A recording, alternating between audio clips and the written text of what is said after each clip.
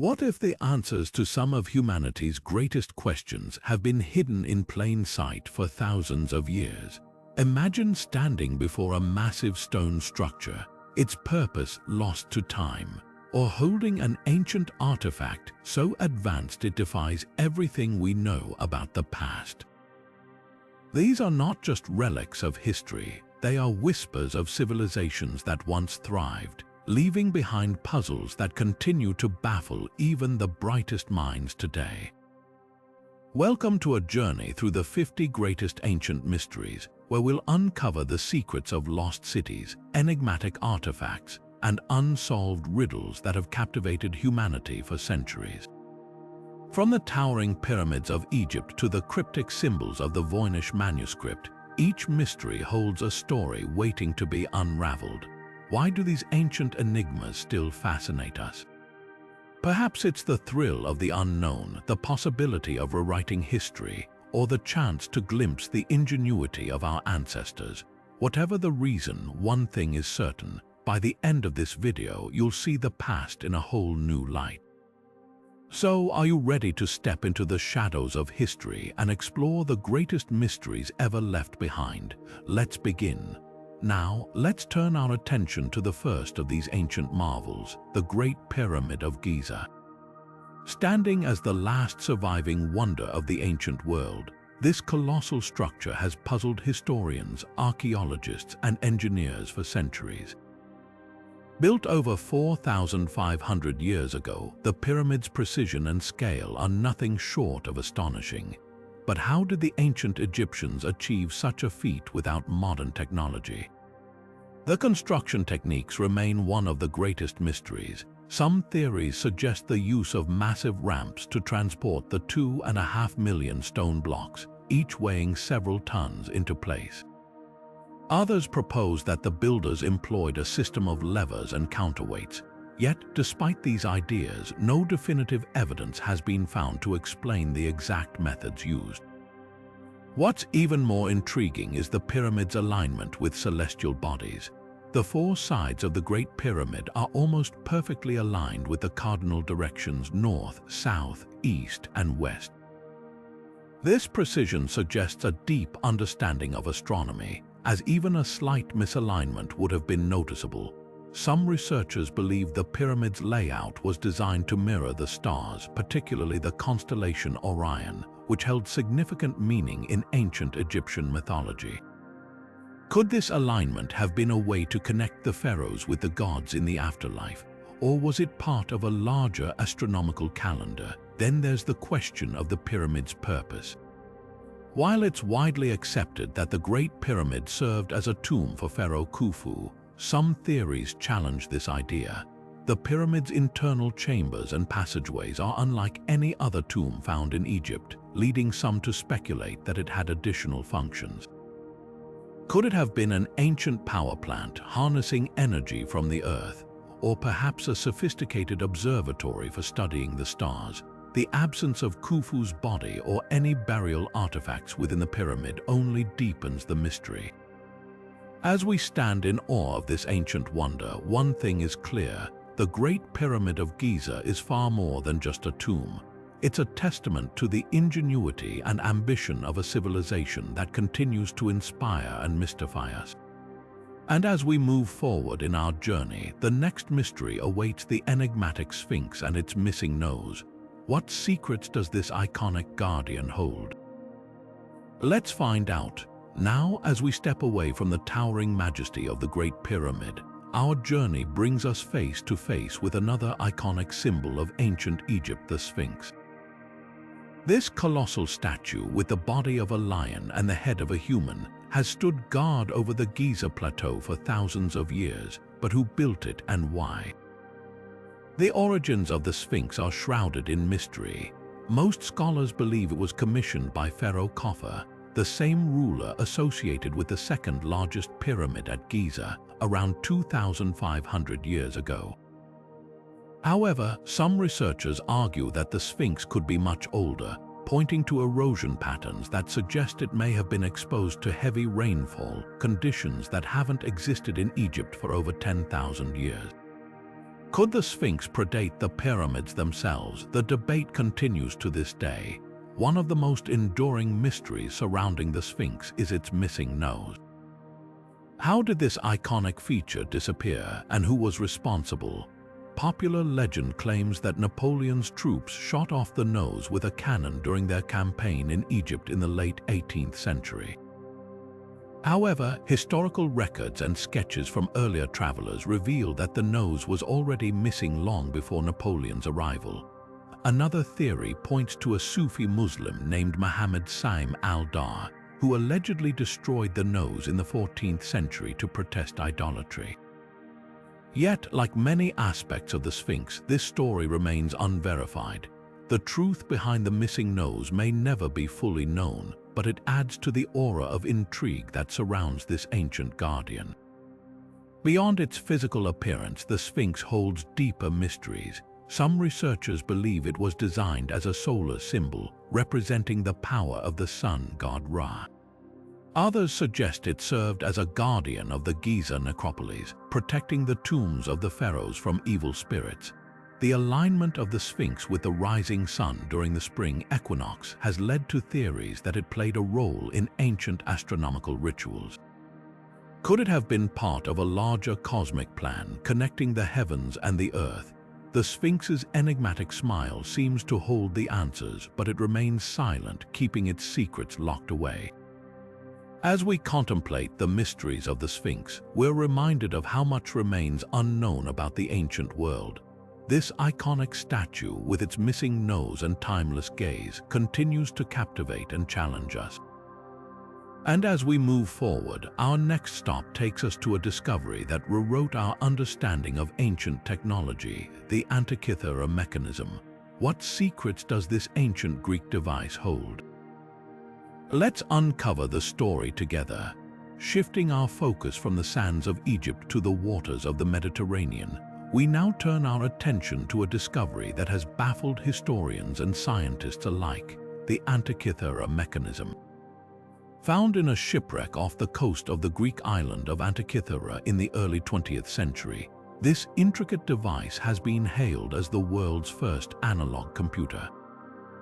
But what exactly is it, and how did ancient Greeks create something so advanced over 2,000 years ago?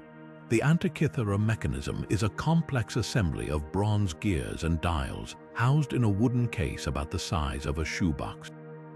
When it was first discovered, its purpose was unclear, but decades of research and modern imaging techniques have revealed its true function. This remarkable device was designed to predict astronomical events with astonishing precision. It could track the movements of the sun, moon, and planets, predict eclipses, and even calculate the dates of ancient athletic games like the Olympics. The level of sophistication in its design suggests that ancient Greek engineers possessed knowledge far beyond what we previously thought possible. One of the most fascinating aspects of the Antikythera Mechanism is its gear system. The device contains more than 30 interlocking gears, each meticulously crafted to perform specific calculations. For example, one gear was designed to account for the irregular orbit of the moon, a phenomenon known as lunar anomaly. Another gear tracked the 4-year cycle of the Olympic Games. The precision of these gears rivals that of modern clockwork, raising questions about the technological capabilities of the ancient world. How did they achieve such precision without the tools and machinery we have today? Theories about the Antikythera Mechanism's origins are as intriguing as the device itself. Some scholars believe it was created by the famed Greek mathematician and inventor Archimedes, though there is no direct evidence to confirm this. Others suggest it may have been the work of a school of astronomers and engineers in Rhodes, a center of learning and innovation in the ancient world. Regardless of its creator, the Antikythera Mechanism stands as a testament to the ingenuity and curiosity of ancient Greek civilization. But why was such a device created? Some researchers believe it was used for educational purposes, helping students understand the complexities of the cosmos. Others argue it had a more practical application, such as aiding sailors in navigation or assisting priests in planning religious festivals tied to celestial events. Whatever its purpose, the Antikythera Mechanism challenges our assumptions about the technological capabilities of the ancient world and reminds us that human ingenuity knows no bounds. As we marvel at this ancient wonder, we're left with more questions than answers. How many other devices like this existed, and what happened to them? Could there be more discoveries waiting to be unearthed that will further rewrite our understanding of history? The Antikythera Mechanism is a reminder that the past is full of surprises, and as we continue our journey through the greatest ancient mysteries, we'll uncover even more secrets that defy explanation. Next, we'll explore the enigmatic Nazca Lines, where massive geoglyphs etched into the Peruvian desert continue to puzzle researchers and inspire awe. Now, let's journey from the intricate gears of the Antikythera Mechanism to the vast, open deserts of Peru, where another ancient mystery stretches across the landscape, the Nazca Lines. These enormous geoglyphs, etched into the arid plains of southern Peru, have captivated explorers, archaeologists, and conspiracy theorists for decades. Spanning hundreds of square kilometers, the Nazca Lines feature a stunning array of shapes, from simple geometric patterns to intricate depictions of animals, plants, and even humanoid figures. But how were these massive designs created, and what purpose did they serve for the ancient Nazca people? The Nazca Lines were made by removing the reddish-brown iron oxide-coated pebbles that cover the desert surface, revealing the lighter-colored earth beneath. This technique, while simple in concept, required incredible precision and planning, especially given the sheer scale of the designs. Some of the figures stretch over 200 meters in length, making them visible only from the air. This has led to one of the most enduring questions about the Nazca Lines. How did the ancient Nazca people, who lived between 200 BC and 600 CE, create such precise and massive designs without the ability to fly? One of the most popular theories suggests that the Nazca Lines served as an astronomical calendar, aligning with the positions of the sun, moon, and stars to mark important dates for agriculture or religious ceremonies. For example, some lines point to the solstice sunrises, while others may correspond to constellations visible in the night sky. This theory highlights the Nazca people's deep understanding of celestial movements and their ability to translate that knowledge into physical markers on the ground. However, not all theories about the Nazca Lines are grounded in astronomy. Some researchers propose that the geoglyphs were part of ritual pathways used in ceremonies to honor deities or ancestors. The act of walking along these lines may have held spiritual significance, connecting the people to the land and the cosmos. Others suggest that the lines were a form of communication, not with the heavens but with water sources. The Nazca region is one of the driest places on Earth, and some lines point to underground aquifers, possibly serving as markers for vital water resources. Of course, no discussion of the Nazca Lines would be complete without mentioning the more controversial theories. Some believe the lines were created as messages or landing sites for extraterrestrial beings, pointing to the fact that the designs are best viewed from above. While this idea has captured the imagination of many, most scholars dismiss it, arguing that the Nazca people had the ingenuity and skill to create the lines without extraterrestrial intervention. Still, the mystery of how they achieved such precision continues to fuel speculation. What makes the Nazca Lines even more fascinating is their preservation. The dry, windless climate of the Nazca Desert has kept the lines largely intact for over 1,000 years, allowing us to study them today. Yet, despite decades of research, many questions remain unanswered.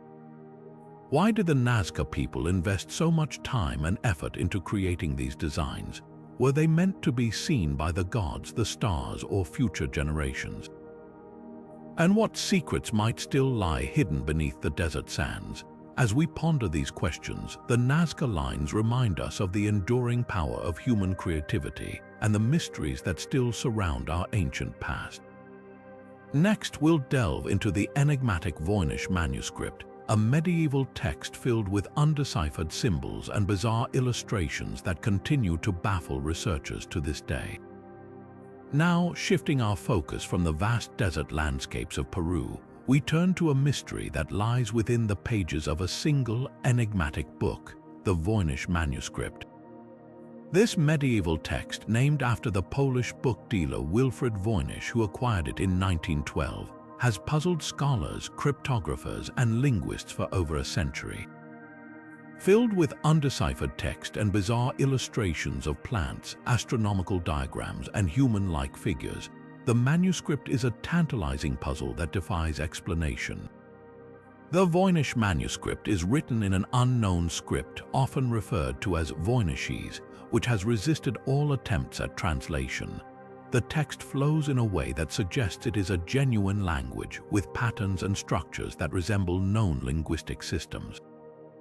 Yet, despite countless efforts, no one has been able to crack its code. The illustrations add another layer of intrigue, depicting plants that don't match any known species, celestial charts that don't align with recognized constellations, and human figures engaged in mysterious activities. These elements have led to endless speculation about the manuscript's purpose and origin. One of the most debated aspects of the Voynich Manuscript is its authorship.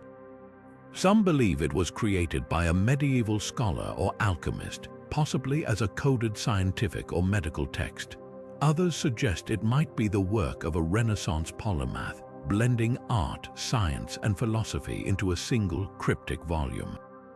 There are even theories that it could be a hoax crafted to deceive or entertain, though the complexity and consistency of the text make this seem unlikely. Radiocarbon dating places the manuscript's creation between 1404 and 1438, adding weight to its medieval origins. The illustrations themselves offer tantalizing clues. The botanical section, for example, features detailed drawings of plants that seem to combine real and imaginary elements. Some researchers have proposed that these plants could represent herbal remedies or alchemical ingredients, while others see them as purely symbolic. The astronomical section includes circular diagrams with stars and celestial bodies, possibly representing cosmological theories or astrological charts. The human figures, often depicted in what appear to be ritualistic or medicinal contexts, have sparked theories about the manuscript's connection to ancient healing practices or esoteric traditions. Despite the many theories, the Voynich Manuscript remains an unsolved mystery. Modern technology has brought new tools to the table, such as artificial intelligence and advanced statistical analysis, but even these have failed to unlock its secrets. Some researchers have suggested that the manuscript could be written in a constructed language, a cipher, or even a lost dialect, making it nearly impossible to decode without a key. Others argue that it might be a form of proto-writing, blending symbols and images in a way that predates formal linguistic systems.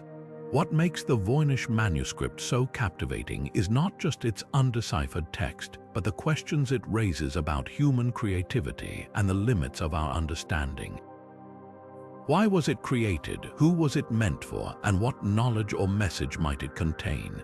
As we continue to explore this ancient enigma, it serves as a reminder of how much we still have to learn about our past. Next, we'll journey to the windswept plains of England, where the towering stones of Stonehenge stand as a testament to another enduring mystery of the ancient world. Now, as we leave the cryptic pages of the Voynich Manuscript behind, we find ourselves standing on the windswept plains of Salisbury in England, gazing at one of the most iconic and enduring mysteries of the ancient world, Stonehenge. This prehistoric monument, composed of massive standing stones arranged in a circular formation, has captivated the imagination of historians, archaeologists, and visitors for centuries. But what was its purpose? How did ancient people without modern technology transport and erect these colossal stones? And why does its alignment with the solstices continue to fascinate us? Stonehenge's construction is a marvel of ancient engineering. The largest stones, known as sarsens, weigh up to 25 tons each, while the smaller blue stones, transported from over 150 miles away, weigh around 4 tons. The sheer scale of this endeavor raises questions about the methods and motivations of its builders. How did they move these massive stones across such vast distances? Some theories suggest they used sledges, rollers, and even rafts to transport the bluestones from the Preseli Hills in Wales. Others propose that glaciers during the last ice age might have carried the stones closer to the site, reducing the distance ancient builders had to cover.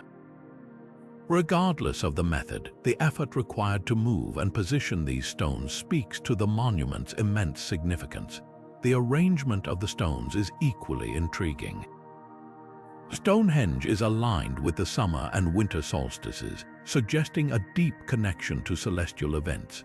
During the summer solstice, the rising sun aligns perfectly with the heel stone, casting its light into the center of the circle. Similarly, during the winter solstice, the setting sun aligns with the monument's central axis. This precise alignment has led many to believe that Stonehenge served as an ancient astronomical observatory, a calendar, or even a place of ritual tied to the cycles of the sun and seasons. But was it solely a site for celestial observation, or did it hold other, more complex purposes? Some researchers argue that Stonehenge was a place of healing, drawing on the spiritual and medicinal properties attributed to the bluestones. Others suggest it was a burial site, as human remains dating back to its construction period have been found nearby. The monument's design, with its concentric circles and horseshoe-shaped arrangement, also hints at its use as a ceremonial or religious site, possibly for rituals honoring ancestors or deities. The truth is, Stonehenge likely served multiple purposes over its long history, evolving in meaning as the cultures that built and used it changed. The mystery of Stonehenge extends beyond its purpose to the question of who built it. The monument's construction spanned several phases, beginning around 3000 BCE and continuing for over 1,500 years. This suggests that multiple generations contributed to its creation, each adding their own layer of meaning and function. The builders were part of a sophisticated society, capable of organizing large-scale projects and passing down knowledge across centuries. Yet, despite their achievements, they left no written records, leaving us to piece together their story through the stones themselves. Stonehenge's enduring allure lies in its ability to inspire wonder and curiosity. It stands as a testament to the ingenuity and determination of ancient peoples, a reminder of how much we still have to learn about their lives and beliefs. As we continue to study this enigmatic monument, it challenges us to rethink our understanding of prehistoric societies and their connection to the natural and celestial worlds. Next, we'll venture into the realm of myth and legend, exploring the lost city of Atlantis and the theories surrounding its existence. Now, as we step away from the towering stones of Stonehenge, we find ourselves drawn into the realm of myth and legend, where the story of the lost city of Atlantis has captivated imaginations for millennia.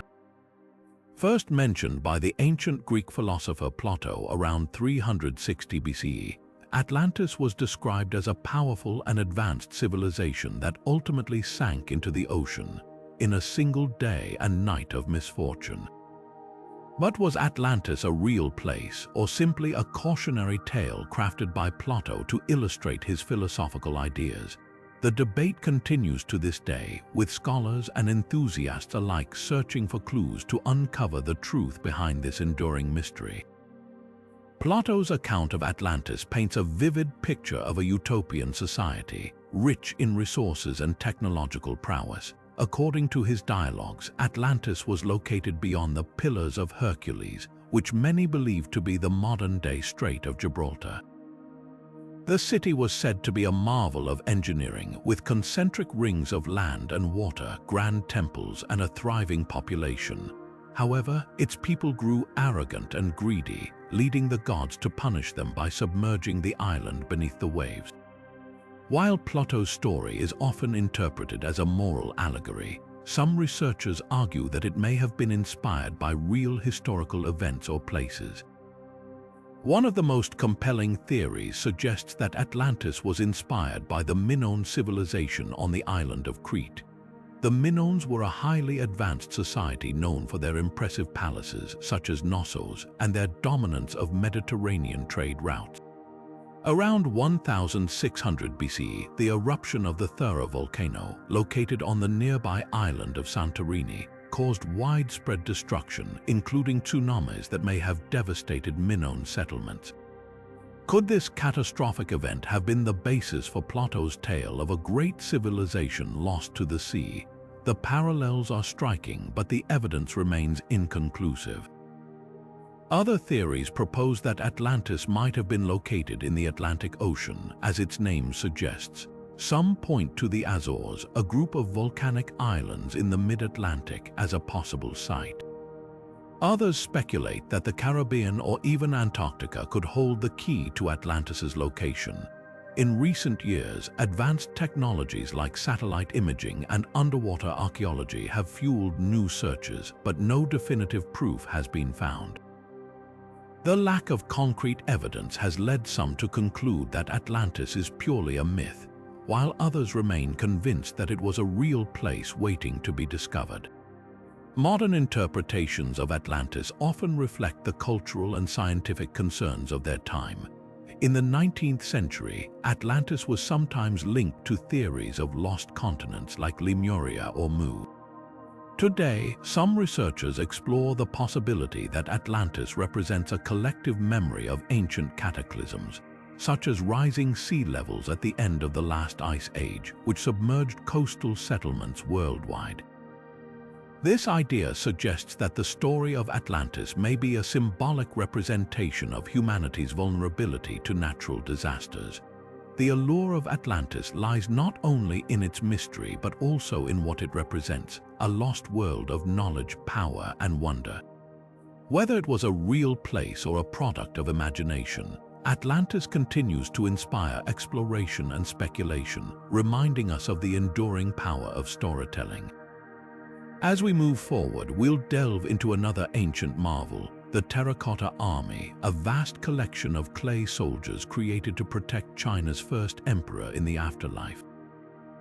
Now, shifting our focus from the depths of the ocean to the heart of ancient China, we uncover one of the most astonishing archaeological discoveries of all time, the Terracotta Army. Buried for over 2,000 years, this vast collection of life-sized clay soldiers was unearthed in 1974 by local farmers digging a well near the city of Xi'an.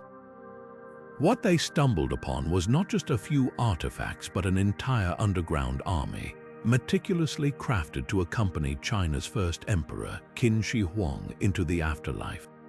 The Terracotta Army is a testament to the ambition and power of Emperor Qin Shi Huang, who unified China in 221 BCE and founded the Qin dynasty. Fearing death and determined to maintain his rule in the afterlife, he commissioned the creation of this extraordinary funerary complex. The army consists of over 8,000 soldiers, each with unique facial features, hairstyles, and armor, reflecting the diversity of the emperor's real-life military. Alongside the soldiers are hundreds of horses and chariots, all arranged in precise military formations, ready to defend their emperor for eternity. The craftsmanship of the Terracotta Army is nothing short of remarkable. Each figure was made using local clay fired in kilns and then painted in vibrant colors, though much of the original pigment has faded over time. The level of detail is astounding, from the intricate patterns on the armor to the individualized expressions on the soldiers' faces. This attention to detail suggests that the artisans may have modeled the figures after real members of the emperor's army, immortalizing them in clay. But the Terracotta Army is more than just a display of artistic skill. It is a window into the beliefs and practices of ancient China. The concept of an afterlife was central to Qin Shi Huang's worldview, and the army was part of a larger necropolis designed to replicate his imperial court. The tomb itself, located beneath a massive earthen mound, remains largely unexcavated due to concerns about preserving its contents and the potential presence of booby traps described in ancient texts. This has only added to the mystery surrounding the emperor's final resting place. One of the most intriguing questions about the Terracotta army is how such a massive project was accomplished. The construction is estimated to have involved hundreds of thousands of workers over several decades. Some scholars believe that the artisans were organized into workshops, each specializing in different aspects of the production process. Others suggest that the project may have been a form of forced labor, reflecting the emperor's authoritarian rule. The sheer scale of the undertaking highlights the immense resources and centralized power of the Qin dynasty. Despite decades of research, many mysteries about the Terracotta army remain. For instance, why were the soldiers arranged in such precise formations? Some experts believe it reflects the emperor's desire for order and control, while others see it as a symbolic representation of his military might. Additionally, the discovery of other pits containing terracotta acrobats, musicians, and officials suggests that the necropolis was intended to be a complete replica of the emperor's court, raising questions about what other treasures might still lie buried. The Terracotta army continues to captivate archaeologists and historians, offering new insights into ancient Chinese culture and the legacy of Qin Shi Huang. As we marvel at this incredible feat of artistry and engineering, we are reminded of the enduring human desire to conquer mortality and leave a lasting mark on history. Next, we'll explore another ancient artifact that challenges our understanding of early technology: the Baghdad Battery, a mysterious object that some believe could rewrite the history of electricity. Now, let's journey from the sprawling necropolis of ancient China to the sands of Mesopotamia, where a small, unassuming artifact has sparked one of the most fascinating debates in archaeological history: the Baghdad Battery. Discovered in the 1930s near the ancient city of Ctesiphon, this peculiar object consists of a clay jar, a copper cylinder, and an iron rod, all sealed together with an asphalt-like substance. At first glance, it might seem like nothing more than a curious relic, but some researchers believe it could be evidence of ancient electrical technology. The Baghdad Battery, as it's commonly called, dates back to the Parthian or Sasanian period, roughly between 200 BC and 600 CE. Its design has led to speculation that it might have functioned as a primitive battery. When filled with an acidic or alkaline substance, such as vinegar or lemon juice, the jar could generate a small electric current. This has prompted theories that the ancient Mesopotamians may have had a rudimentary understanding of electricity, centuries before its modern discovery. One of the most intriguing possibilities is that the Baghdad Battery was used for electroplating, a process where a thin layer of metal is deposited onto another surface using electricity. Ancient artisans were known for their skill in gilding objects, and some suggest that this device could have been used to apply gold or silver coatings to jewelry or other items. However, there is no direct evidence to confirm this theory, leaving it open to interpretation. Another compelling idea is that the Baghdad Battery had a ceremonial or religious purpose. Some researchers propose that the mild electric current it produced might have been used in rituals, perhaps to create a tingling sensation or to power small devices that enhanced spiritual experiences. This theory aligns with the idea that ancient societies often blended technology with mysticism, using their innovations to connect with the divine. Despite the excitement surrounding the Baghdad Battery, many experts remain skeptical. Some argue that the artifact could have been used for entirely different purposes, such as storing scrolls or holding sacred oils. The lack of similar finds in the region further complicates the matter, as does the absence of any written records describing its use. Without more concrete evidence, the true purpose of the Baghdad Battery remains one of history's enduring mysteries. What makes this artifact so captivating is the way it challenges our assumptions about ancient technology. If it was indeed a battery, it suggests that our ancestors were far more advanced than we often give them credit for. On the other hand, if it served a different function, it still offers a fascinating glimpse into the ingenuity and creativity of ancient civilizations. As we ponder the possibilities, the Baghdad Battery reminds us that history is full of surprises waiting to be uncovered. Next, we'll turn our attention to another enigmatic creation, the Easter Island Moai, whose massive stone figures continue to baffle researchers and inspire awe. Now, let's shift our focus from the enigmatic Baghdad Battery to the remote and windswept shores of Easter Island, home to one of the most iconic and mysterious ancient wonders, the Moai. These towering stone figures, carved with striking features and solemn expressions, have captivated the imagination of explorers, archaeologists, and travelers for centuries. But how were these massive statues created, transported, and erected by the Rapa Nui people, and what led to the collapse of their once thriving society? These are the questions that continue to puzzle researchers to this day. The Moai, numbering nearly 900 in total, were carved from volcanic tuff, a relatively soft rock found in the Rono Raraku quarry. Some of these statues stand as tall as 33 feet and weigh as much as 80 tons, making their construction and transportation a remarkable feat of engineering. The Rapa Nui people, with no access to modern tools or machinery, managed to carve these colossal figures using stone hand tools called toki. The process was painstaking, requiring immense skill and patience, as each statue was meticulously shaped to reflect the likeness of an ancestor or leader.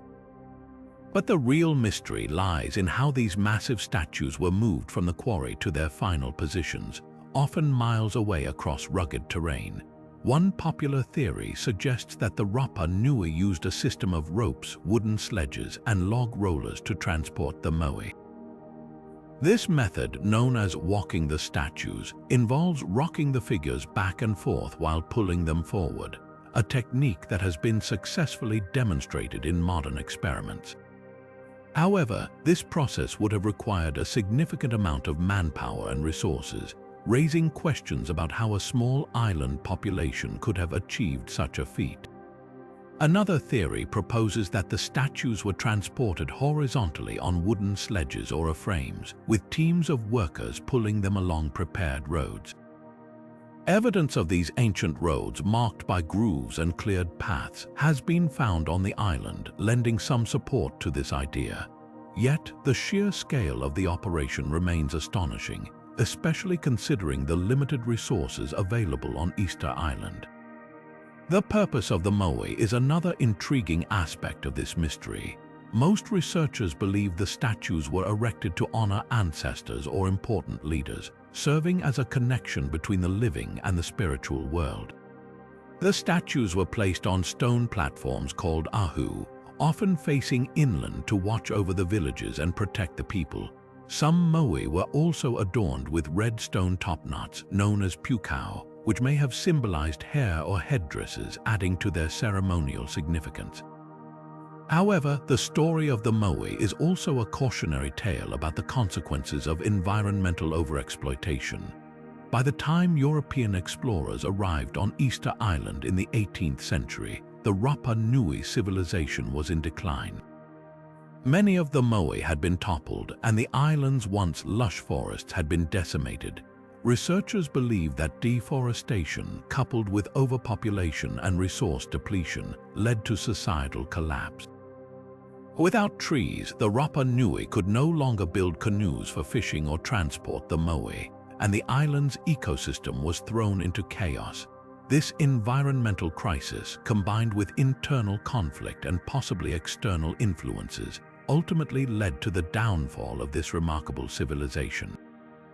The Easter Island Moai stand as a testament to human ingenuity and creativity, but they also serve as a stark reminder of the delicate balance between humanity and nature. As we marvel at these ancient wonders, we are left to ponder the lessons they hold for our own world. Next, we'll explore another ancient enigma, the Dead Sea Scrolls, whose discovery has shed new light on religious history and sparked countless debates. Turning our attention from the enigmatic Moai of Easter Island, we now journey to the arid landscapes of the Middle East, where one of the most significant archaeological discoveries of the 20th century was made, the Dead Sea Scrolls. These ancient manuscripts, hidden away in caves for over 2,000 years, have transformed our understanding of religious history and continue to spark debates among scholars and historians. The story of the Dead Sea Scrolls begins in the late 1940s, when a young Bedouin shepherd stumbled upon a collection of clay jars in a cave near the ancient settlement of Qumran, close to the Dead Sea. Inside these jars were scrolls made of parchment and papyrus, inscribed with Hebrew, Aramaic, and Greek texts. Over the following years, additional caves were discovered, yielding thousands of fragments and nearly 1,000 complete scrolls. These texts include some of the oldest known copies of the Hebrew Bible, as well as other religious writings, hymns, and community rules. The significance of the Dead Sea Scrolls cannot be overstated. They provide a rare glimpse into the religious and cultural life of Jewish communities during the Second Temple period, a time of profound spiritual and political upheaval. Among the scrolls are copies of biblical books such as Isaiah, Psalms, and Deuteronomy, some of which are nearly identical to the texts we use today. This remarkable continuity highlights the meticulous care with which these sacred writings were preserved over centuries.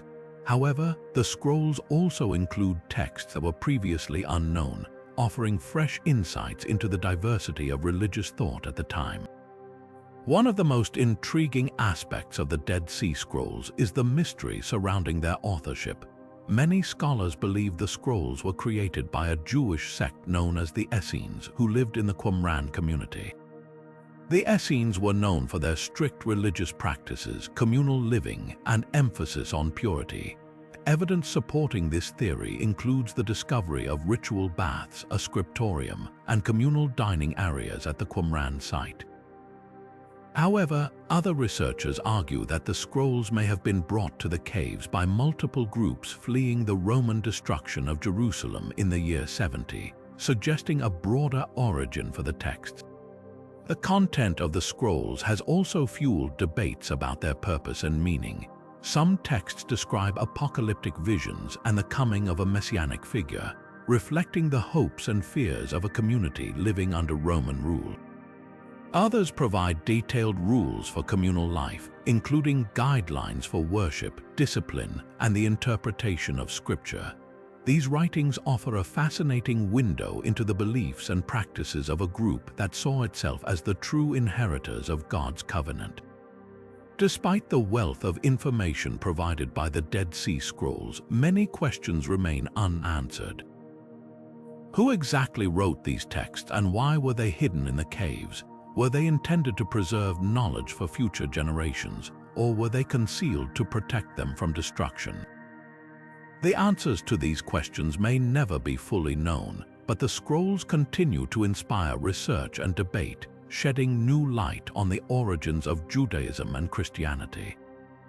As we reflect on the Dead Sea Scrolls, we are reminded of the enduring power of written words to connect us with the past. These ancient texts, preserved against the odds, offer a profound link to the spiritual and intellectual world of our ancestors.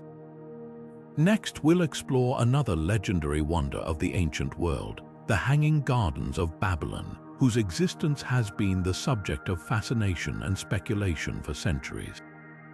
Now, let's step into the realm of legend and wonder as we explore one of the most debated mysteries of the ancient world, the Hanging Gardens of Babylon. Described by ancient writers as a breathtaking marvel of engineering and beauty, these gardens have captured imaginations for centuries, yet their very existence remains shrouded in mystery, with no definitive archaeological evidence to confirm their reality. The Hanging Gardens are traditionally attributed to King Nebuchadnezzar II, who ruled Babylon in the 6th century before the Common Era.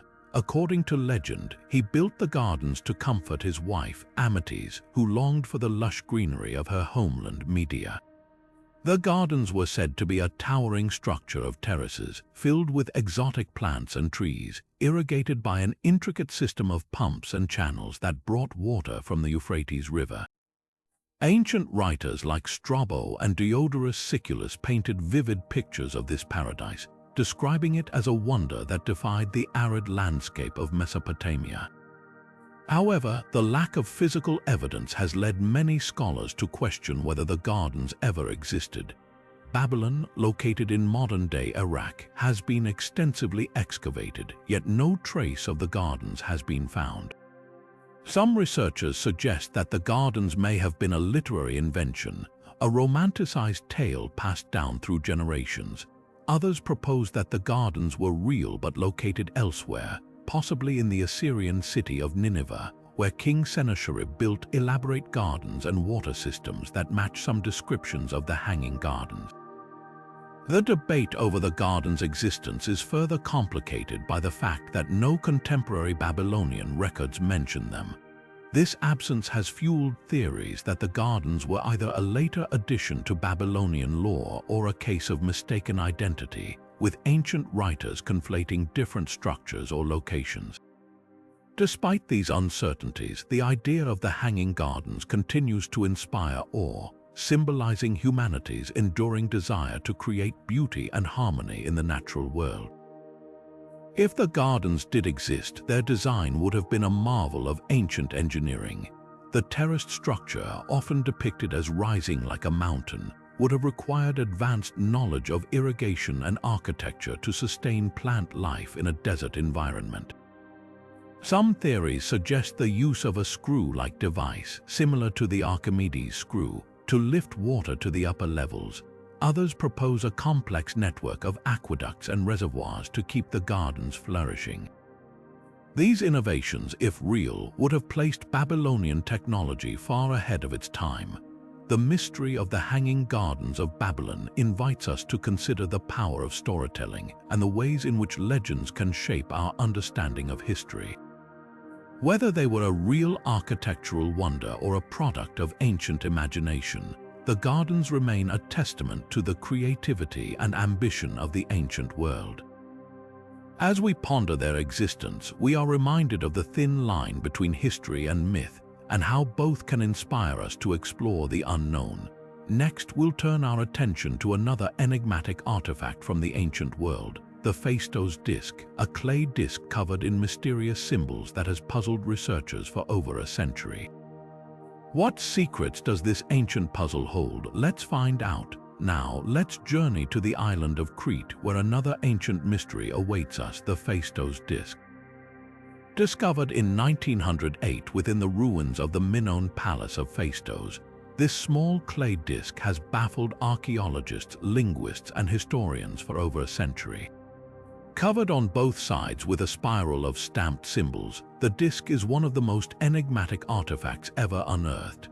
Its purpose, meaning, and even its origin remain shrouded in mystery, making it a tantalizing puzzle for anyone fascinated by ancient civilizations. The Phaistos disc is roughly 15 centimeters in diameter and features 242 symbols arranged in a spiral pattern. These symbols, which include images of humans, animals, plants, and abstract shapes, are unlike any other writing system found in the ancient world.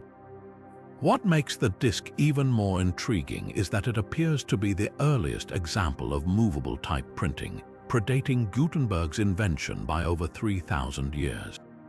Each symbol was stamped onto the clay using individual seals, a technique that suggests a level of sophistication far ahead of its time. Despite numerous attempts, the symbols on the disc have never been definitively deciphered. Some researchers believe the markings represent a form of writing, possibly a religious text, a hymn, or even a calendar. Others argue that the symbols might be a form of proto-writing, conveying ideas rather than a specific language. Theories about the disc's purpose range from it being a ceremonial object to a game board or even an ancient form of storytelling. The lack of similar artifacts or inscriptions has made it nearly impossible to compare the symbols to known languages, leaving the disc's meaning open to interpretation. One of the most compelling theories suggests that the disk might be linked to the Minoan civilization, which flourished on Crete during the Bronze Age. The Minoans were known for their advanced culture, intricate art, and maritime trade networks, but their written language, known as Linear A, remains undeciphered. Some scholars speculate that the Phaistos disk could be an early form of Linear A or a precursor to it. However, without additional examples or context, this theory remains speculative. Another intriguing possibility is that the disk was not created on Crete at all, but was brought to the island from another region. The symbols bear some resemblance to those found in ancient Anatolia and Egypt, leading some to suggest that the disk might have been a diplomatic gift or a trade item. If true, this would indicate that the Minoans had far-reaching connections with other civilizations, adding another layer of complexity to their already fascinating history. The Phaistos disk continues to captivate researchers and enthusiasts alike, not only because of its undeciphered symbols but also because of what it represents, a glimpse into the ingenuity and creativity of ancient peoples. Whether it was a sacred object, a piece of art, or a practical tool, the disk reminds us of how much we still have to learn about the past. Its mystery invites us to imagine the lives and minds of those who created it and to wonder what stories they might have left behind. As we leave the enigmatic world of the Phaistos disk behind, our next stop takes us to a relic that has sparked centuries of debate and devotion, the Shroud of Turin. What secrets does this ancient linen cloth hold, and why does it continue to inspire both faith and skepticism? Let's uncover the story together. Now, we turn our attention to a relic that has sparked centuries of debate, devotion, and scientific inquiry, the Shroud of Turin. This ancient linen cloth, measuring approximately 4.4 meters long and 1.1 meters wide, is believed by many to bear the faint image of a man who appears to have suffered crucifixion. For centuries, it has been venerated by some as the burial shroud of Jesus Christ, while others remain skeptical, questioning its authenticity and origins. The shroud first gained widespread attention in the 14th century when it surfaced in the possession of a French knight. However, its history before this period remains shrouded in mystery. Some claim it can be traced back to the time of Christ, while others argue it is a medieval creation. The cloth itself displays a faint, ghostly image of a man with wounds consistent with the biblical account of Jesus' crucifixion, including marks on the wrists, feet, and side, as well as what appears to be a crown of thorns. These details have made the shroud a focal point of both religious reverence and scientific scrutiny. In the late 20th century, the shroud underwent extensive scientific analysis, including radiocarbon dating, which initially suggested it dated to the medieval period between the 13th and 14th centuries. This finding seemed to support the theory that the shroud was a clever forgery. However, critics of the radiocarbon dating argue that the sample tested may have been contaminated or taken from a repaired section of the cloth, casting doubt on the results. Other studies have pointed to the unique nature of the image, which appears to have been created by a form of oxidation rather than paint or pigment, adding to the mystery of how it was made. Proponents of the shroud's authenticity highlight its intricate details, such as the three-dimensional information encoded in the image, which some argue could not have been produced by medieval technology. They also point to pollen grains found on the cloth, which some researchers claim originate from plants native to the Middle East, suggesting the shroud's connection to the region. Additionally, the bloodstains on the shroud have been analyzed and found to contain traces of human blood, further fueling the debate. On the other hand, skeptics argue that the shroud's origins are more mundane. Some suggest it could have been created as a religious relic to attract pilgrims, a common practice in medieval Europe. Others propose that the image might have been produced using early photographic techniques or chemical reactions, though no definitive evidence has been found to support these theories. The lack of consensus among experts has only deepened the shroud's enigmatic reputation. the Shroud of Turin remains one of the most studied and debated artifacts in history, captivating believers and scientists alike. Whether it is a miraculous relic or an elaborate medieval creation, its enduring mystery invites us to explore the intersection of faith, science, and history. As we continue our journey through the greatest ancient mysteries, we next delve into the world of the Olmec civilization and their colossal stone heads, which stand as silent witnesses to a long-lost culture. Shifting our focus to the ancient Americas, we now encounter one of the most striking and enigmatic legacies of the Olmec civilization, the colossal stone heads. These massive sculptures, carved from single blocks of basalt, stand as towering testaments to the ingenuity and artistry of a culture often referred to as the mother civilization of Mesoamerica. Ranging in height from 1.5 to over 3 meters and weighing several tons each, these heads are believed to depict powerful Olmec rulers or deities, their stoic expressions frozen in time. The Olmec civilization, which flourished between approximately 1200 and 400 BCE, is considered one of the earliest complex societies in the region.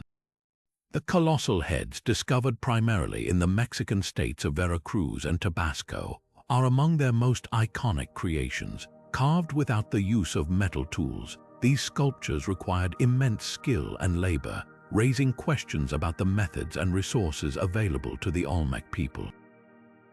Each head features unique facial characteristics, including distinct headdresses and ear ornaments, suggesting they may represent specific individuals rather than generic figures. One of the most intriguing aspects of the colossal heads is their transportation.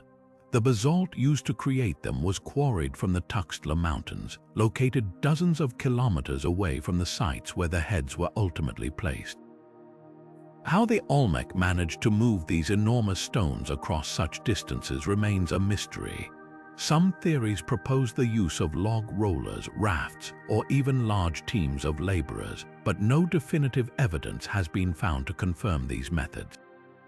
The significance of the colossal heads within Olmec society is another area of debate. Some scholars believe they served as symbols of political power, commemorating the reigns of influential leaders. Others suggest they may have had religious or ceremonial purposes, perhaps representing deities or ancestors. The sheer scale and craftsmanship of the heads indicate that they held immense importance, but their exact role in Olmec culture remains elusive.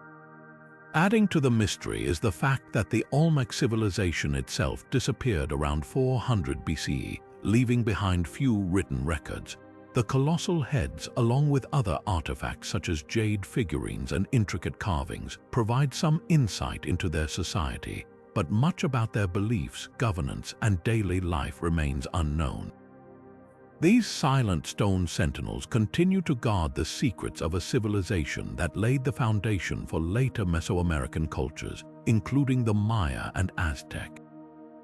As we reflect on the Olmec colossal heads, we are reminded of the enduring power of art and symbolism to connect us with the past.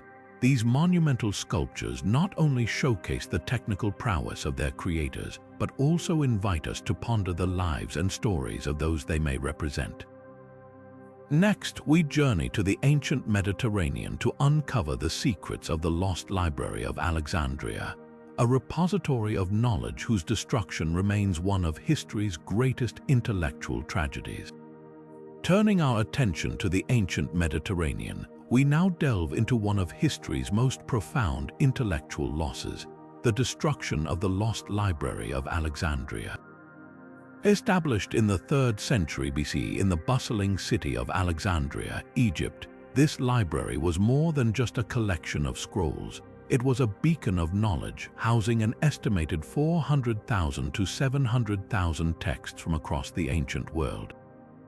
Scholars, philosophers, and scientists flocked to this center of learning, making it a hub for intellectual exchange and discovery.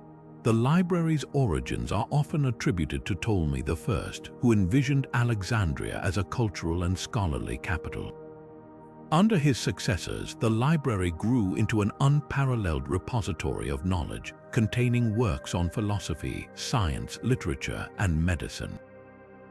It is said that every ship entering Alexandria's harbor was required to surrender its books for copying, ensuring the library's collection was as vast as it was diverse. Among its treasures were works by Aristotle, Euclid, and countless other luminaries whose ideas shaped the course of human thought. Yet, the fate of the Library of Alexandria remains shrouded in mystery and debate. The most widely cited account of its destruction points to a fire during Julius Caesar's siege of Alexandria in 48 BCE. As Caesar's forces clashed with those of Ptolemy XIII, flames reportedly spread to the library, consuming countless irreplaceable texts. However, some historians argue that the library's decline was gradual, with multiple events contributing to its eventual demise, including later attacks by religious zealots and political upheavals. The loss of the Library of Alexandria was a catastrophic blow to human knowledge. Entire works of literature, scientific treatises, and historical records vanished, leaving gaps in our understanding of the ancient world. For instance, the writings of the playwright Sophocles, once housed in the library, are now mostly lost, with only a handful of his plays surviving to this day. The destruction also hindered the progress of science and philosophy, as many groundbreaking ideas were lost or delayed in their rediscovery. The impact of this loss extends far beyond antiquity. The Library of Alexandria serves as a poignant reminder of the fragility of knowledge and the importance of preserving it for future generations. Its destruction underscores the need for modern societies to safeguard libraries, archives, and digital repositories, ensuring that the collective wisdom of humanity is never again so devastatingly erased. As we reflect on the legacy of the Library of Alexandria, we are reminded of the enduring value of knowledge and the responsibility we share to protect it. Next, we journey to the Indus Valley to explore the mysteries of Mohenjo-Daro, an ancient city whose advanced urban planning and sudden decline continue to puzzle archaeologists and historians alike. Now, let's journey to the heart of the Indus Valley, where the ancient city of Mohenjo-Daro stands as a testament to one of the world's earliest and most sophisticated urban civilizations. Flourishing around 2600 BCE, Mohenjo-Daro was a marvel of its time, boasting advanced urban planning that rivals even some modern cities. Its grid-like streets, sophisticated drainage systems, and meticulously designed buildings reveal a level of organization and engineering skill that was unparalleled in the ancient world. The city's layout was a masterpiece of urban design. Streets were laid out in a precise grid pattern, intersecting at right angles, with homes and public buildings constructed from standardized baked bricks. This uniformity suggests a highly centralized authority capable of enforcing strict building codes. One of the most striking features of Mohenjo-Daro was its advanced drainage system. Each house had its own private bathroom, with wastewater channeled into covered drains that ran along the streets, ensuring cleanliness and preventing flooding, a feature that many modern cities would envy. At the heart of Mohenjo-Daro stood the Great Bath, a large, watertight pool believed to have been used for ritual purification or communal gatherings.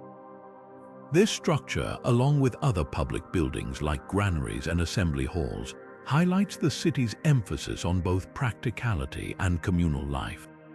The presence of such facilities suggests a society that valued not only functionality but also social and spiritual cohesion.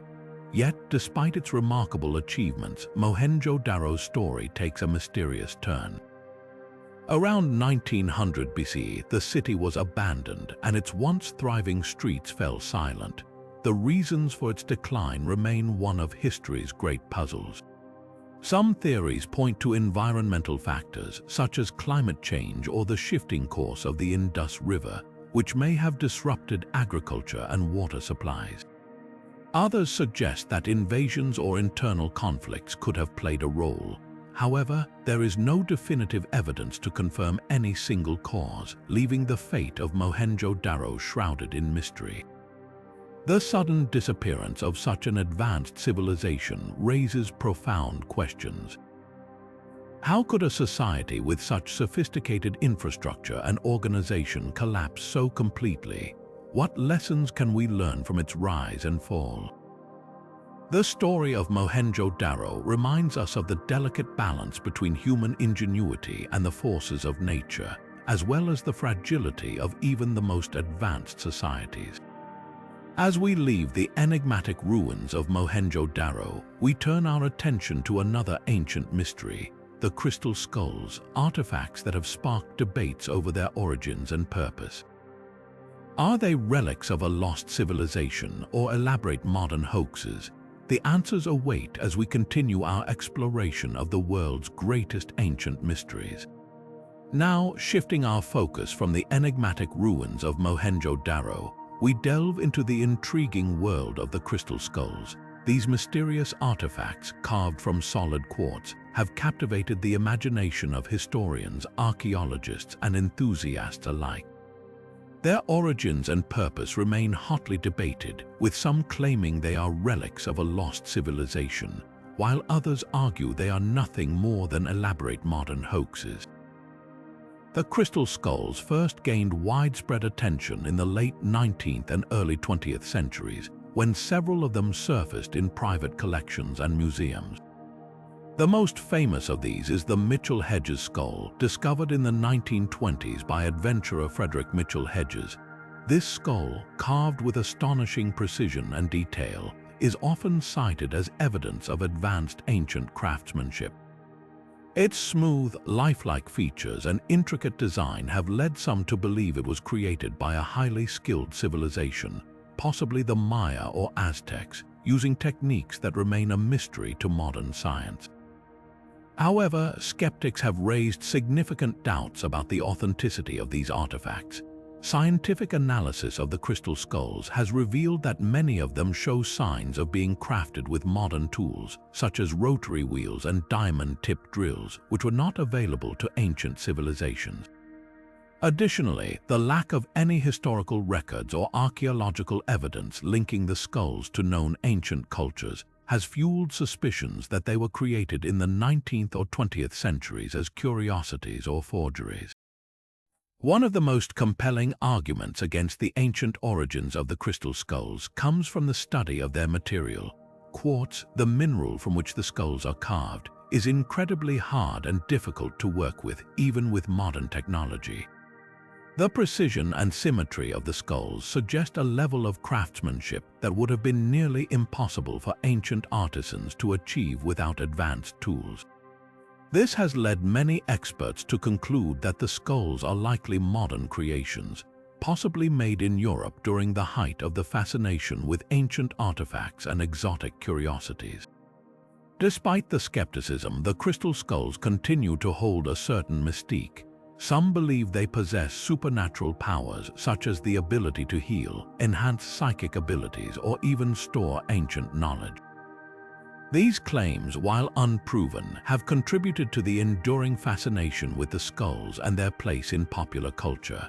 As we explore the mystery of the crystal skulls, we are left with more questions than answers. Were they truly crafted by an ancient civilization with knowledge and skills beyond our understanding? Or are they simply the product of human ingenuity and the desire to create something extraordinary? The debate over their origins serves as a reminder of the power of mystery and the human fascination with the unknown. With the enigma of the crystal skulls still lingering, we now turn our attention to another ancient marvel, the Göbekli Tepe Temple, the world's oldest known temple, and its significance in reshaping our understanding of early human societies. Now, as we journey from the enigmatic crystal skulls, we arrive at a site that has fundamentally reshaped our understanding of human history, Göbekli Tepe. Nestled in southeastern Turkey, this ancient temple complex predates Stonehenge by thousands of years, dating back to around 9600 BC. What makes Göbekli Tepe so extraordinary is not just its age, but the fact that it challenges long-held assumptions about the development of human societies. For decades, archaeologists believed that the rise of agriculture and settled communities led to the construction of monumental structures like temples. Göbekli Tepe, however, turns this idea on its head. Built by hunter-gatherers, this site suggests that organized religion and large-scale construction projects may have actually preceded the development of agriculture and permanent settlements. The temple consists of massive stone pillars, some weighing several tons, arranged in circular formations. These pillars are intricately carved with depictions of animals, abstract symbols, and humanoid figures, hinting at a complex belief system and a shared cultural identity among its builders. The sheer scale and sophistication of Göbekli Tepe raise profound questions. How did a society without the tools of agriculture or permanent settlements mobilize the labor and resources needed to construct such a monumental site? What drove these early humans to come together and create something so grand? Some researchers suggest that the temple served as a gathering place for rituals or ceremonies, fostering social cohesion and cooperation among nomadic groups. Others propose that it may have been a site of pilgrimage, drawing people from far and wide to participate in shared spiritual practices. What's equally fascinating is the deliberate burial of Göbekli Tepe around 8000 BC. The entire complex was carefully filled in with soil, preserving it for thousands of years until its rediscovery in the 1990s. This act of burial has led to speculation about its purpose. Was it a way to protect the site from invaders or natural disasters? Or was it part of a ritualistic closure marking the end of an era? Göbekli Tepe not only redefines our understanding of early human societies, but also highlights the enduring human desire to create meaning and connection through shared spaces and symbols.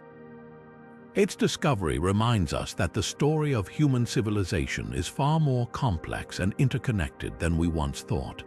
As we leave the mysteries of Göbekli Tepe behind, we turn our attention to another puzzling chapter in history: the disappearance of the Roanoke colony, a story of vanished settlers and unanswered questions. Shifting our focus from the ancient temples of Göbekli Tepe, we now delve into a mystery that has puzzled historians for centuries: the disappearance of the Roanoke colony. In the late 16th century, a group of English settlers arrived on Roanoke Island, off the coast of what is now North Carolina, to establish one of the first English colonies in the New World. Led by John White, the group included men, women, and children, all hoping to build a new life in this uncharted territory. However, when John White returned to England for supplies and came back 3 years later, he found the colony completely abandoned. The only clue left behind was the word Croatoan carved into a wooden post. The vanishing of the Roanoke settlers has sparked countless theories over the years. One of the most widely accepted explanations is that the colonists integrated with the local Native American tribes, particularly the Croatoan people, as suggested by the carved message.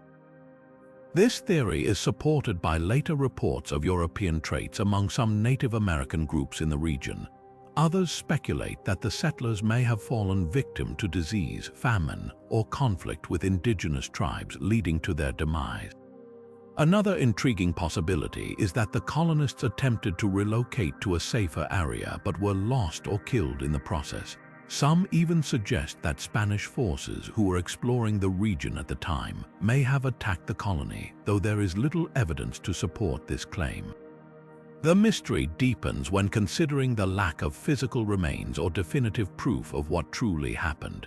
The Roanoke colony's disappearance remains one of history's most enduring enigmas, a story of hope, survival, and unanswered questions. As we continue our exploration of ancient mysteries, we turn next to the Ark of the Covenant, a sacred artifact shrouded in legend and intrigue. Moving from the enigmatic disappearance of the Roanoke colony, we now turn our attention to one of the most revered and mysterious artifacts in religious history, the Ark of the Covenant. Described in the Hebrew Bible as a sacred chest constructed by the Israelites under divine instruction, The Ark was said to house the stone tablets inscribed with the Ten Commandments given to Moses on Mount Sinai. But this was no ordinary chest. According to biblical accounts, the Ark was a powerful object, believed to be imbued with the presence of God Himself. It was said to have the ability to part rivers, bring down city walls, and even strike down those who dared to touch it improperly. The Ark's construction was as extraordinary as its powers. Made of acacia wood and overlaid with pure gold, it featured a lid adorned with two golden cherubim, their wings outstretched as if guarding the divine presence within. The Ark was carried by the Israelites during their wanderings in the wilderness and later placed in the Holy of Holies, the innermost sanctuary of Solomon's temple in Jerusalem. But after the Babylonian conquest of Jerusalem in the 6th century BC, the Ark vanished from historical records, leaving behind a trail of speculation and legend. One of the most enduring questions surrounding the Ark is its current location. Some believe it was hidden before the Babylonians could seize it, possibly buried beneath the Temple Mount in Jerusalem. Others suggest it was taken to Ethiopia, where it is said to reside in the Church of St. Mary of Zion in Axum, guarded by a single monk who dedicates his life to its protection. This claim is supported by Ethiopian tradition, which holds that the Ark was brought to the region by Menelik, the son of King Solomon and the Queen of Sheba. Another theory proposes that the Ark was smuggled to Egypt or even Europe, where it may have been hidden by the Knights Templar during the Crusades. Some even speculate that it was destroyed or lost forever, its secrets buried with the passage of time. Despite numerous expeditions and searches, no definitive evidence of the Ark's whereabouts has ever been found, leaving its fate as one of history's greatest unsolved mysteries. The Ark of the Covenant continues to captivate the imagination, not only for its religious significance but also for the tantalizing possibility that it may still exist, waiting to be discovered. As we journey further into the realm of ancient mysteries, our next stop takes us to the Longyu Caves, a marvel of ancient engineering that defies explanation. Now, let's shift our focus to another astonishing marvel of the ancient world, the Longyu Caves. Nestled in the Zhejiang province of China, these massive underground chambers are a testament to human ingenuity and engineering prowess. Discovered in 1992 by a local farmer draining a pond, the caves have since captivated archaeologists and historians alike. What makes them so extraordinary? For starters, the sheer scale of these man-made structures is staggering. Carved into solid sandstone, the caves span an area of over 30,000 square meters, with some chambers reaching heights of up to 30 meters. The walls, ceilings, and pillars are meticulously crafted, displaying a level of precision and symmetry that seems almost impossible for an ancient civilization to achieve without modern tools. But the mystery deepens when we consider the purpose behind these caves. Why were they built? Unlike other ancient structures, the Longyu Caves lack any inscriptions, artifacts, or clear evidence of their use. Some theories suggest they served as underground storage facilities, perhaps for grain or other resources. Others propose they were used for ceremonial or religious purposes, given their intricate design and the effort required to create them. There's even speculation that they might have been part of a larger, undiscovered complex, possibly linked to ancient Chinese royalty or military strategies. Yet, despite decades of research, no definitive answer has emerged. What's equally baffling is the engineering skill required to construct such a vast network of caves. The walls are adorned with uniform chisel marks, indicating a highly organized workforce and advanced planning. The precision of the angles and the smoothness of the surfaces suggest the use of sophisticated tools and techniques, far beyond what was thought possible over 2,000 years ago. How did the builders manage to create such a monumental project without leaving behind any trace of their methods or tools? This question remains unanswered, adding to the enigma of the Longyu Caves. As we ponder the mysteries of these ancient underground wonders, we're reminded of the incredible capabilities of our ancestors. The Longyu Caves stand as a silent testament to a civilization whose secrets are still waiting to be uncovered. Next, we'll explore another ancient artifact that has puzzled historians for centuries: the Piri Reis Map, a mysterious document that seems to defy the boundaries of known history.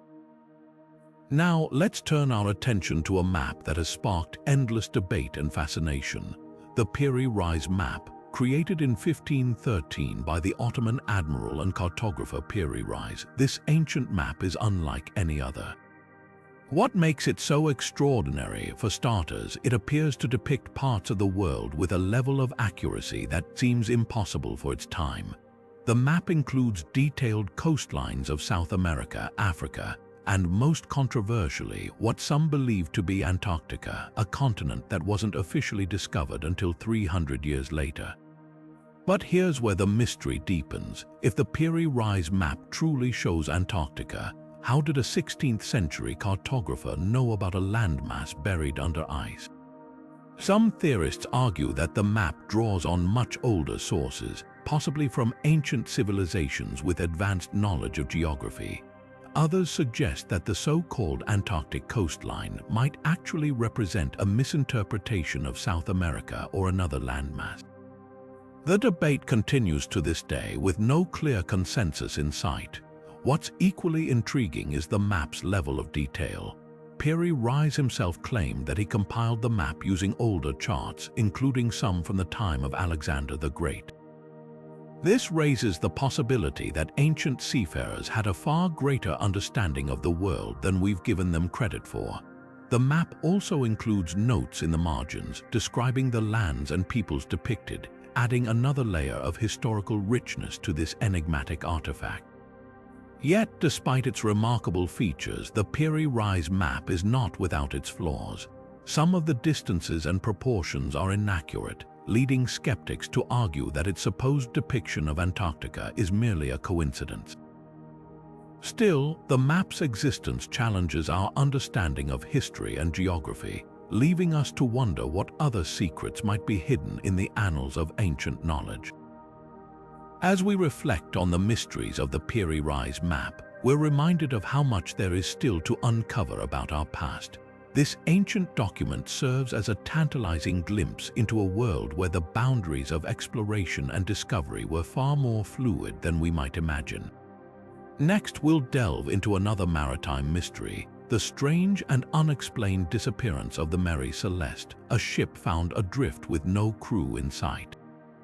Now, shifting our focus from the enigmatic Piri Reis map, we come to one of the most baffling maritime mysteries of all time: the story of the Mary Celeste. In December of 1872, this American merchant ship was discovered adrift in the Atlantic Ocean near the Azores.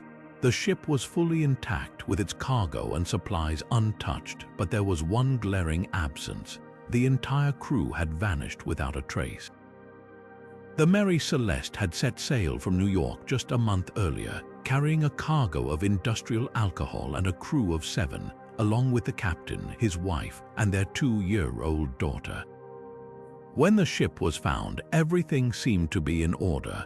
The sails were partially set, the ship's log was updated just days before, and there was enough food and water to last for months. Yet, not a single soul was on board. So, what could have happened? Over the years, countless theories have been proposed, ranging from the plausible to the downright bizarre. One of the most widely accepted explanations is that the crew abandoned ship due to a perceived emergency, such as a leak or the threat of an explosion from the alcohol fumes. However, no evidence of such an event was found, and the lifeboat was missing, suggesting the crew may have left voluntarily, only to be lost at sea. Other theories point to more dramatic possibilities. Some suggest the crew fell victim to piracy, though there were no signs of a struggle or theft. Others propose that a waterspout or rogue wave caused panic, leading the crew to abandon ship in a moment of confusion. And then there are the more speculative ideas, including mutiny, alien abduction, or even supernatural forces at play. Despite extensive investigations, no definitive answer has ever been found. The Mary Celeste remains a haunting enigma, a ghost ship that continues to capture the imagination of historians, sailors, and mystery enthusiasts alike. Its story serves as a stark reminder of how the vast and unpredictable ocean can swallow secrets whole, leaving us with more questions than answers. As we leave the mystery of the Mary Celeste behind, we'll turn our attention to another extraordinary event that defies explanation: the Tunguska explosion of 1908, a cataclysmic event that flattened an entire forest in Siberia and left scientists puzzled for decades. Now, as we move from the eerie mystery of the Mary Celeste, we find ourselves drawn to another astonishing event that has puzzled scientists and historians for over a century: the Tunguska explosion. On the morning of June 30th, 1908, a massive explosion rocked the remote forests of Siberia near the Tunguska River. The blast was so powerful that it flattened an estimated 80 million trees across an area of over 2,000 square kilometers. Witnesses reported seeing a bright light streaking across the sky, followed by a shockwave that knocked people off their feet hundreds of kilometers away. Yet, despite the sheer scale of destruction, no impact crater was ever found. So, what caused this extraordinary event? The most widely accepted theory is that a meteor or comet entered Earth's atmosphere and exploded several kilometers above the ground. The force of the explosion, estimated to be equivalent to 10 to 15 megatons of TNT, would have vaporized the object before it could hit the surface, explaining the absence of a crater. This phenomenon, known as an airburst, is rare but not unheard of, and it aligns with the patterns of destruction observed in Tunguska. However, not everyone is convinced. Some researchers have proposed alternative explanations, such as a natural gas explosion or even a small black hole passing through Earth. Others have speculated about more unconventional ideas, including the possibility of a secret military experiment or an extraterrestrial spacecraft.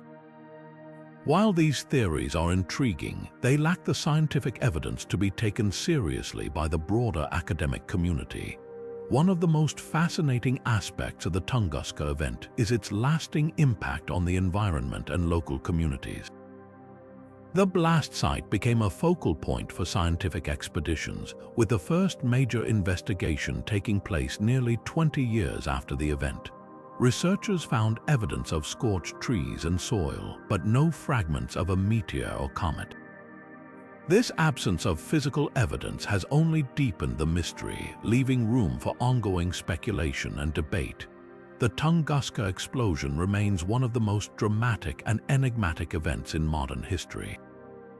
It serves as a stark reminder of the immense power of natural forces and the vulnerabilities of our planet. As we continue to explore the mysteries of the universe, events like Tunguska challenge us to rethink our understanding of the cosmos and the potential threats it may hold.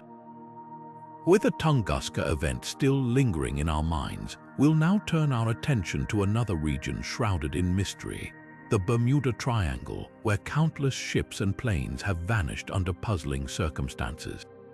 Now, shifting our focus from the explosive mysteries of Siberia, we venture into the enigmatic waters of the Bermuda Triangle, a region that has captivated imaginations and sparked countless theories for decades. Stretching between the points of Miami, Bermuda, and Puerto Rico, this area of the Atlantic Ocean has become infamous for the unexplained disappearances of ships and planes.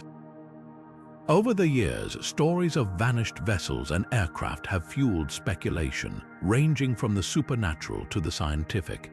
One of the most famous incidents occurred in 1945 when Flight 19, a group of 5 U.S. Navy bombers, vanished during a routine training mission.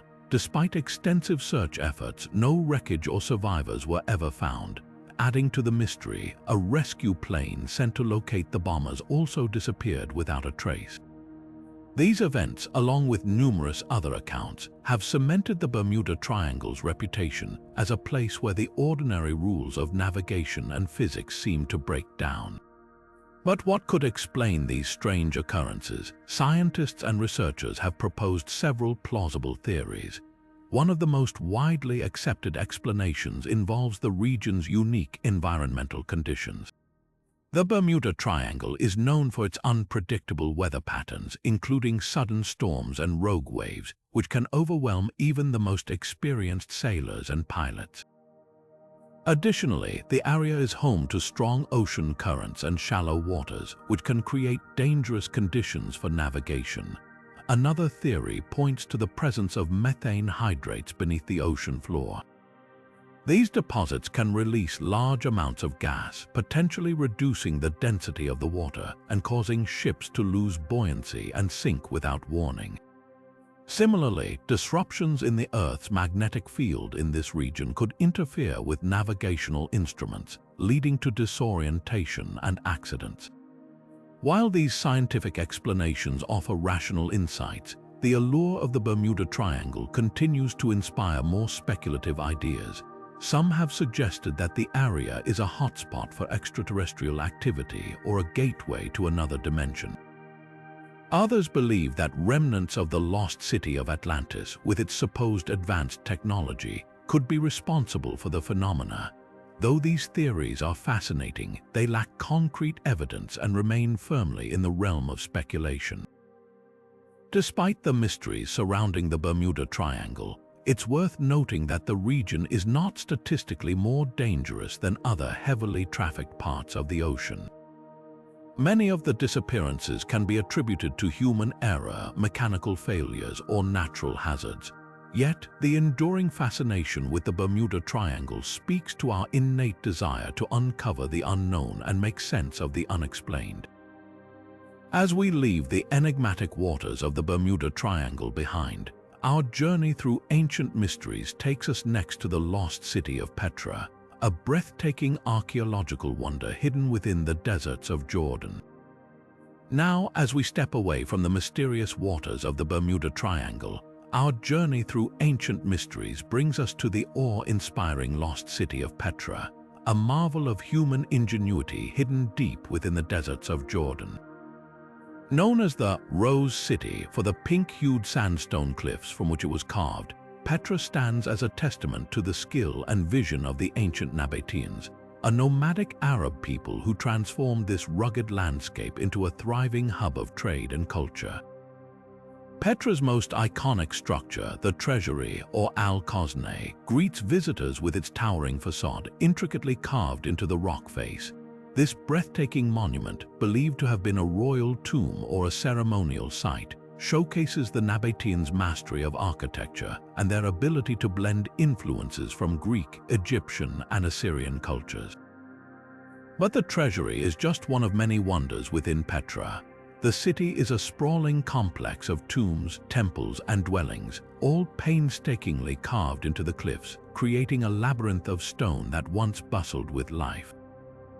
The Nabateans established Petra as a vital crossroads for trade routes connecting Arabia, Egypt, and the Mediterranean. Their control over water resources in this arid region was nothing short of revolutionary. They engineered an elaborate system of dams, cisterns, and channels to capture and store rainwater, ensuring the city's survival in the harsh desert environment. This ingenuity allowed Petra to flourish as a center of commerce and culture for centuries. Yet, despite its prosperity, Petra eventually fell into decline. The rise of maritime trade routes diminished its importance as a land-based trading hub, and a series of earthquakes in the 4th and 6th centuries caused significant damage to the city. Over time, Petra was abandoned and forgotten by the outside world, its secrets buried beneath the sands of time. It wasn't until the early 19th century that Petra was rediscovered by the Western world. In 1812, Swiss explorer Johann Ludwig Burckhardt, disguised as an Arab scholar, became the first European to lay eyes on the city in centuries. His accounts of the hidden marvel sparked global interest, and Petra soon became a symbol of lost civilizations and the enduring allure of ancient mysteries. Today, Petra stands as an UNESCO World Heritage Site and one of the most visited archaeological wonders in the world. Its rediscovery has allowed us to piece together the story of the Nabateans and their remarkable achievements. Yet, many questions remain. What was the true purpose of the treasury? How did the Nabateans achieve such precision in their carvings? And what other secrets might still lie hidden within the city's uncharted chambers? As we marvel at the grandeur of Petra, we are reminded of the resilience and creativity of ancient civilizations. Their ability to adapt to their environment and leave behind such enduring legacies continues to inspire and captivate us. And with that, our exploration of ancient mysteries takes us next to the Copper Scroll treasure, a tantalizing clue to hidden riches from the distant past. Now, shifting our focus from the grandeur of Petra, we turn our attention to a tantalizing enigma that has captivated treasure hunters and scholars alike: the Copper Scroll treasure.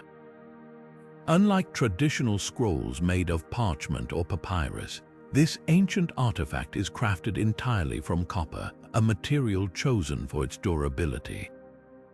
Discovered in 1952 among the Dead Sea Scrolls near Qumran, the Copper Scroll stands out not only for its unique composition but also for its mysterious contents.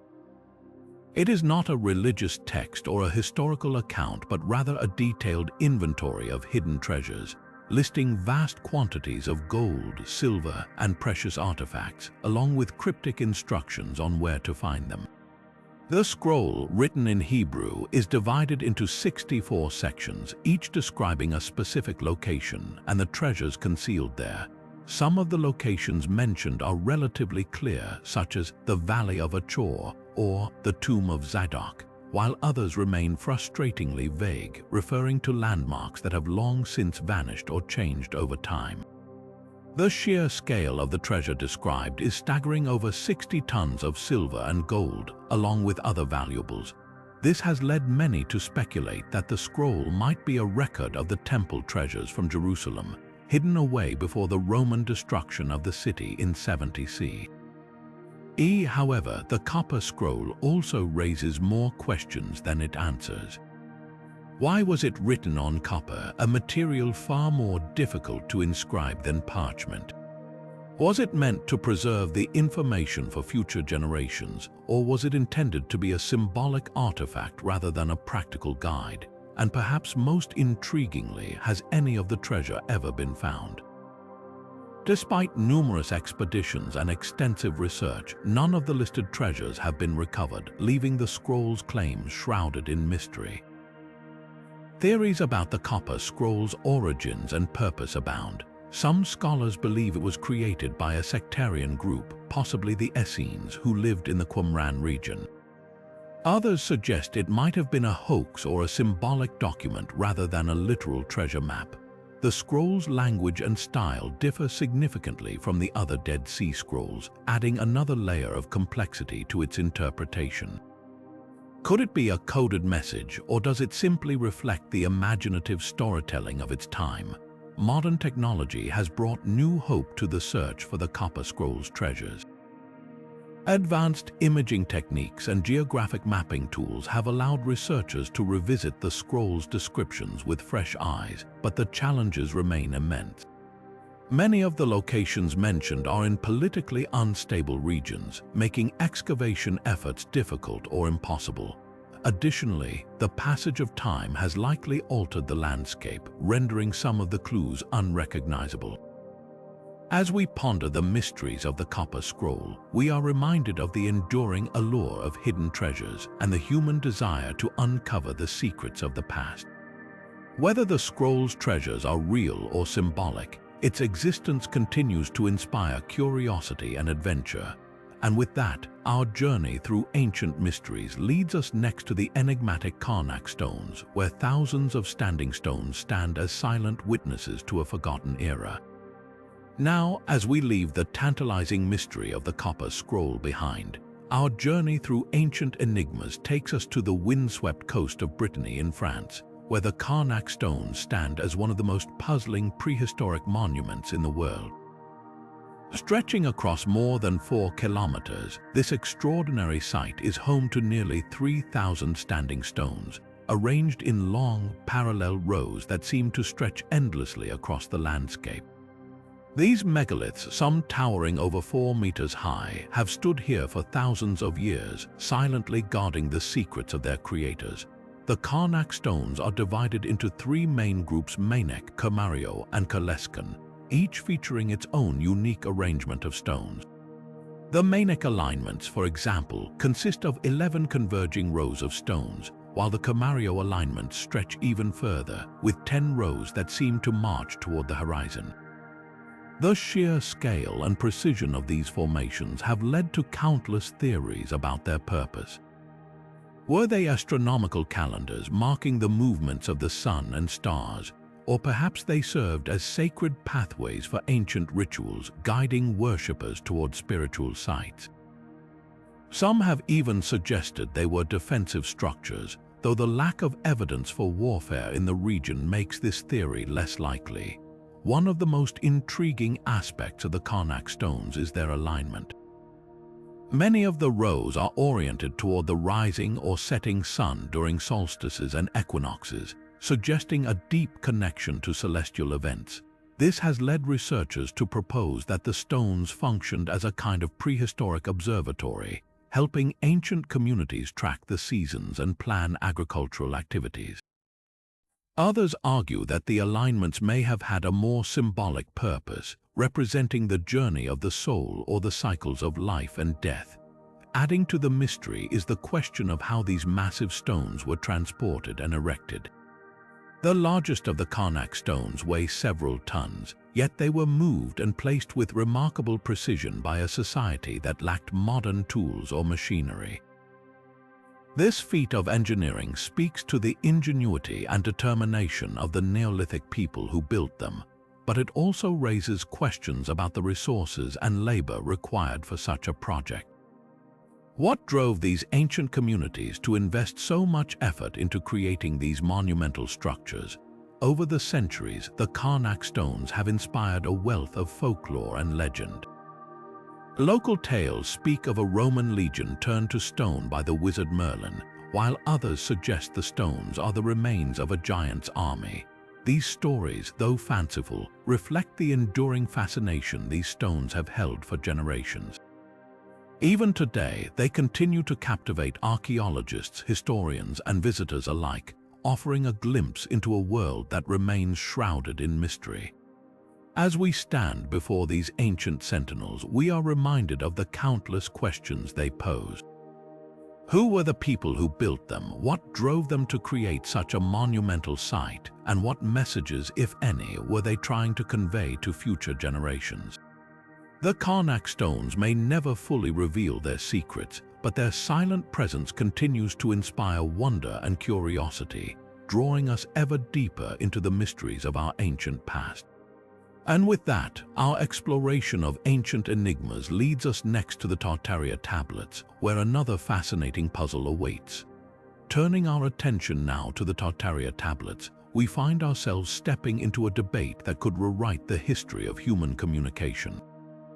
Discovered in Romania in the early 20th century, these small clay tablets are etched with symbols that some researchers believe could be the earliest known form of writing. If true, this would push back the origins of written language by thousands of years, challenging long-held assumptions about the development of civilization. The tablets were found in a Neolithic settlement dating back to around 5,300 BCE, a time when most of Europe was still in the Stone Age. The symbols on the tablets are strikingly complex, featuring a mix of abstract shapes, lines, and what appear to be pictographs. Some scholars argue that these symbols represent a form of proto-writing, a precursor to fully developed writing systems like those of ancient Sumer or Egypt. Others, however, remain skeptical, suggesting that the markings could simply be decorative or ritualistic in nature, rather than a true system of written communication.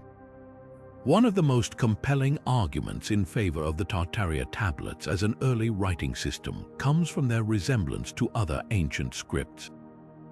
The symbols bear a striking similarity to those found on the Vinca culture artifacts, another Neolithic group from the Balkans.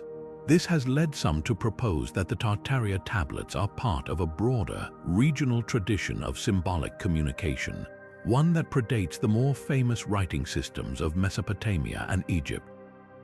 If this theory holds, it would suggest that the roots of writing extend far deeper into prehistory than previously thought. However, the debate is far from settled. Critics point out that without a clear understanding of the context in which the tablets were used, it is difficult to determine their purpose. Were they used for record-keeping, religious rituals, or something else entirely? The lack of a Rosetta Stone for the Tartaria tablets, a key to deciphering their meaning, means that their true significance remains elusive. Some researchers have attempted to decode the symbols using comparisons with other ancient scripts, but so far, no definitive interpretation has emerged. Adding to the mystery is the question of how such a sophisticated system of symbols could have developed in a society that, by all accounts, was still relatively primitive. The Tartaria tablets suggest a level of intellectual and cultural complexity that challenges our understanding of Neolithic Europe. Were the people of this region more advanced than we give them credit for, or do the tablets represent a fleeting experiment in communication, one that was never fully developed or passed down to later generations? As we ponder these questions, the Tartaria tablets stand as a tantalizing enigma, offering a glimpse into a world that remains largely unknown. Whether they represent the dawn of writing or simply a fascinating dead end in the history of human expression, they remind us of the enduring power of symbols to connect us across time and space. And with that, our journey through the greatest ancient mysteries continues as we turn our gaze next to the Minoan eruption of Thera, a cataclysmic event that may have inspired one of history's most enduring legends. Now let's journey to the ancient Aegean Sea, where one of the most dramatic events in human history unfolded, the Minoan eruption of Thera. This colossal volcanic explosion, which occurred around 3,600 years ago, was so powerful that it reshaped the landscape, altered the course of civilizations, and may even have given rise to one of the most enduring legends of all time, the story of Atlantis. Thera, now known as the island of Santorini, was once a thriving hub of the Minoan civilization, a sophisticated society known for its advanced architecture, vibrant art, and extensive trade networks. But around 1600 BC, the island's volcano erupted with a force estimated to be 4 times greater than the infamous eruption of Krakatoa in 1883. The explosion sent shockwaves across the Mediterranean, triggering tsunamis that devastated coastal settlements, blanketing the region in ash and plunging the area into a period of darkness and chaos. The impact of the eruption was felt far beyond Thera itself. The Minoan civilization, centered on the island of Crete, suffered catastrophic losses. Coastal cities were swallowed by the waves, agricultural lands were buried under layers of ash, and trade routes were disrupted, leading to economic decline. Some scholars believe that the eruption marked the beginning of the end for the Minoans, weakening their society and leaving them vulnerable to invasion by the Mycenaeans. But the story of Thera doesn't end with destruction. Some researchers have proposed that this cataclysmic event may have inspired the myth of Atlantis, as described by the ancient Greek philosopher Plato. In his dialogues, Plato tells of a powerful island nation that fell out of favor with the gods and was swallowed by the sea in a single day and night. The parallels between Atlantis and Thera are striking. Both were advanced civilizations, both met a sudden and catastrophic end, and both were lost to the sea. Could the Minoan eruption of Thera be the real-life event behind the legend? The debate continues, but what is certain is that the eruption left an indelible mark on the ancient world. Archaeological evidence from Thera reveals a snapshot of life frozen in time: frescoes, pottery, and buildings preserved under layers of volcanic ash. These discoveries offer a glimpse into the vibrant culture that once thrived there, as well as the sudden and devastating forces that brought it to an end. As we reflect on the Minoan eruption of Thera, we are reminded of the fragility of human civilization in the face of nature's power. This event not only shaped the course of ancient history, but also left behind a legacy of mystery and wonder, inviting us to explore the connections between myth and reality. And with that, our exploration of ancient mysteries continues as we turn next to the Baghdad Battery, an artifact that challenges our understanding of ancient technology. Now, shifting our focus from the volcanic fury of Thera, we turn to a far more enigmatic artifact that challenges our understanding of ancient ingenuity, the Baghdad Battery. This peculiar object, discovered in modern-day Iraq in the 1930s, has sparked decades of debate among historians and archaeologists. While some believe it to be an ancient electrical device, others propose alternative theories that delve into its potential uses in medicine or religious rituals. The Baghdad Battery, consisting of a clay jar, a copper cylinder, and an iron rod, resembles a simple galvanic cell. When filled with an acidic substance like vinegar or lemon juice, it could theoretically produce a small electric current. This has led some to speculate that it was used for electroplating, a process of coating objects with a thin layer of metal. However, the lack of evidence for electroplated artifacts in the region has cast doubt on this theory, prompting researchers to explore other possibilities. One intriguing hypothesis suggests that the Baghdad Battery may have been used in ancient medical practices. In the ancient world, electricity was not understood as we know it today, but the sensation of a mild shock or tingling might have been interpreted as a form of healing or divine intervention. Some scholars propose that the device could have been employed in early forms of electrotherapy, perhaps to alleviate pain or treat certain ailments. While this idea remains speculative, it offers a fascinating glimpse into how ancient societies might have experimented with natural phenomena for medicinal purposes.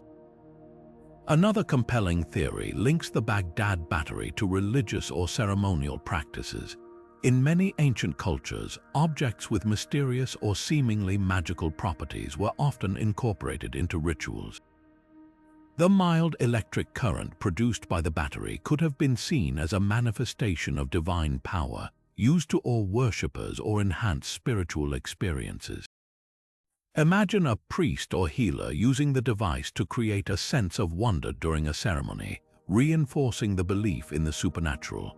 This interpretation aligns with the broader trend of ancient societies attributing technological marvels to the gods or otherworldly forces. Despite these theories, the true purpose of the Baghdad Battery remains shrouded in mystery. The absence of written records or additional artifacts makes it difficult to draw definitive conclusions. Yet, the very existence of such an object raises profound questions about the technological capabilities of ancient civilizations. Were the people of Mesopotamia experimenting with electricity long before its modern discovery? Or does the Baghdad Battery represent something entirely different, a tool for healing, a ritual object, or perhaps even a toy? As we ponder these possibilities, the Baghdad Battery serves as a reminder of how much we still have to learn about the past. It challenges us to reconsider our assumptions about ancient societies and their understanding of the natural world. And with that, our journey through the greatest ancient mysteries continues as we explore the controversial theories surrounding the Nazca Lines and their possible connections to extraterrestrial beings. Now, as we venture further into the realm of ancient mysteries, we arrive at one of the most debated and visually stunning enigmas of all, the Nazca Lines. These massive geoglyphs, etched into the arid plains of southern Peru, have captivated researchers and enthusiasts alike for decades. While some theories suggest they served as astronomical calendars or religious symbols, others propose a far more extraordinary explanation, that the Nazca Lines were created as messages or landing sites for extraterrestrial beings. The idea that the Nazca Lines might be connected to alien visitors gained traction in the mid-20th century, fueled by the sheer scale and precision of the designs. Stretching across hundreds of square kilometers, the lines form intricate patterns including animals, plants, and geometric shapes, some of which are only fully visible from the air. This has led some to argue that the lines were intended to be seen by beings from above, perhaps as a form of communication or even as markers for spacecraft. Proponents of the extraterrestrial theory point to the advanced knowledge required to create such precise and large-scale designs. Without the ability to fly, how could the Nazca people have planned and executed these geoglyphs with such accuracy? Some suggest that ancient astronauts may have provided the technology or guidance needed to complete these monumental works. Additionally, the presence of figures like the so-called astronaut glyph, a humanoid figure with what appears to be a helmet or headgear, has been cited as potential evidence of alien influence. However, critics of the alien connection theory argue that the Nazca Lines can be explained through human ingenuity and cultural practices. Archaeological evidence suggests that the Nazca people used simple tools and surveying techniques to create the lines, aligning them with natural landmarks and celestial events. The geoglyphs may have served as pathways for ceremonial processions or as offerings to deities, reflecting the spiritual beliefs of the culture. Despite these explanations, the allure of the extraterrestrial hypothesis persists, fueled by the enduring mystery of the line's purpose and the awe-inspiring scale of their creation. Could the Nazca Lines be a testament to an ancient encounter with beings from beyond our world? Or do they represent the remarkable achievements of a civilization deeply attuned to their environment and the cosmos? As we consider these possibilities, the Nazca Lines remind us of the boundless creativity and curiosity of humanity. They challenge us to look beyond conventional explanations and explore the extraordinary. And with that, our journey through the greatest ancient mysteries continues as we delve into modern efforts to decode the enigmatic Voynich Manuscript using cutting-edge technology. Turning our attention to another perplexing mystery, we now explore the Voynich Manuscript, a medieval text that has baffled scholars for centuries. In recent years, modern technology has brought new hope to unraveling its secrets, with researchers employing artificial intelligence and other advanced tools to decode its undeciphered script and bizarre illustrations. One of the most promising approaches has been the use of artificial intelligence to analyze the manuscript's unique language.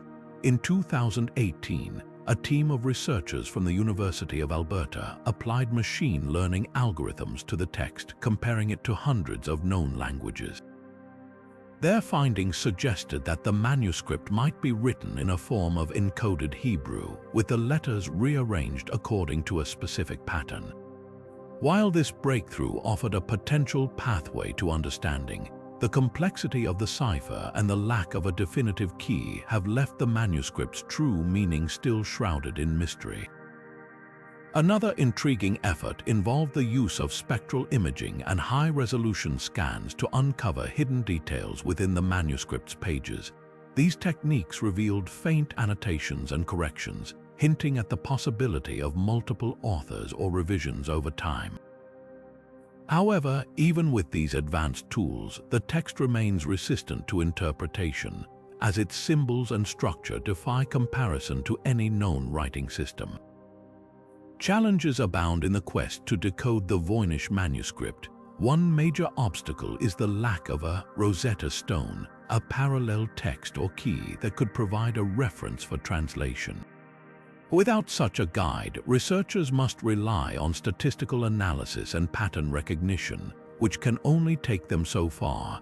Additionally, the manuscript's illustrations, which include fantastical plants, astrological diagrams, and enigmatic human figures, offer few clear clues to its purpose or origin. Despite these hurdles, the allure of the Voynich manuscript continues to inspire new generations of codebreakers and historians. Its enduring mystery serves as a testament to the limits of our understanding and the boundless curiosity that drives us to seek answers.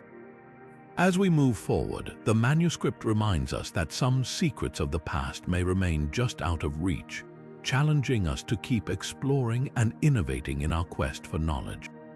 With that, our journey through the greatest ancient mysteries takes us next to the hidden chambers of the Great Pyramid of Giza, where new discoveries continue to shed light on one of the world's most iconic structures. Shifting our focus to one of the most iconic structures in human history, we now delve into the Great Pyramid of Giza and its hidden chambers. This ancient wonder, long believed to be a tomb for Pharaoh Khufu, continues to reveal secrets that challenge our understanding of its purpose and construction. Recent discoveries of concealed spaces within the pyramid have sparked renewed interest and debate among archaeologists and historians. In 2017, a team of researchers using advanced scanning technology known as muon radiography detected a previously unknown void above the Grand Gallery. This hidden chamber, estimated to be around 100 feet long, has been dubbed the Big Void. Its discovery raised questions about its function. Was it a structural feature, a storage space, or perhaps even a secret chamber holding untold treasures or artifacts? The mystery deepens as researchers grapple with the limitations of non-invasive techniques, which prevent them from physically accessing the void to uncover its contents. Another intriguing find came in 2016, when thermal imaging revealed temperature anomalies in the pyramid's lower levels. These anomalies suggested the presence of hidden passageways or chambers, possibly linked to the pyramid's original design. Some theories propose that these spaces could have served as ventilation shafts, while others speculate they might have been part of a larger, more complex system of chambers and tunnels, possibly even connected to other structures on the Giza Plateau. The significance of these hidden chambers extends beyond their physical presence. They challenge the traditional view of the pyramid as a simple tomb, suggesting instead that it may have served multiple purposes. Could these spaces have been used for rituals, astronomical observations, or even as repositories for sacred knowledge? The lack of inscriptions or artifacts within the pyramid complicates these theories, leaving much to the imagination and ongoing research. As technology continues to advance, so too does our ability to explore these ancient enigmas.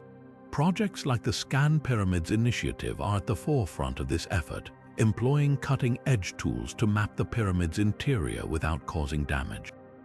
Each new discovery brings us closer to understanding the ingenuity and intentions of the ancient Egyptians, while also reminding us of how much remains unknown.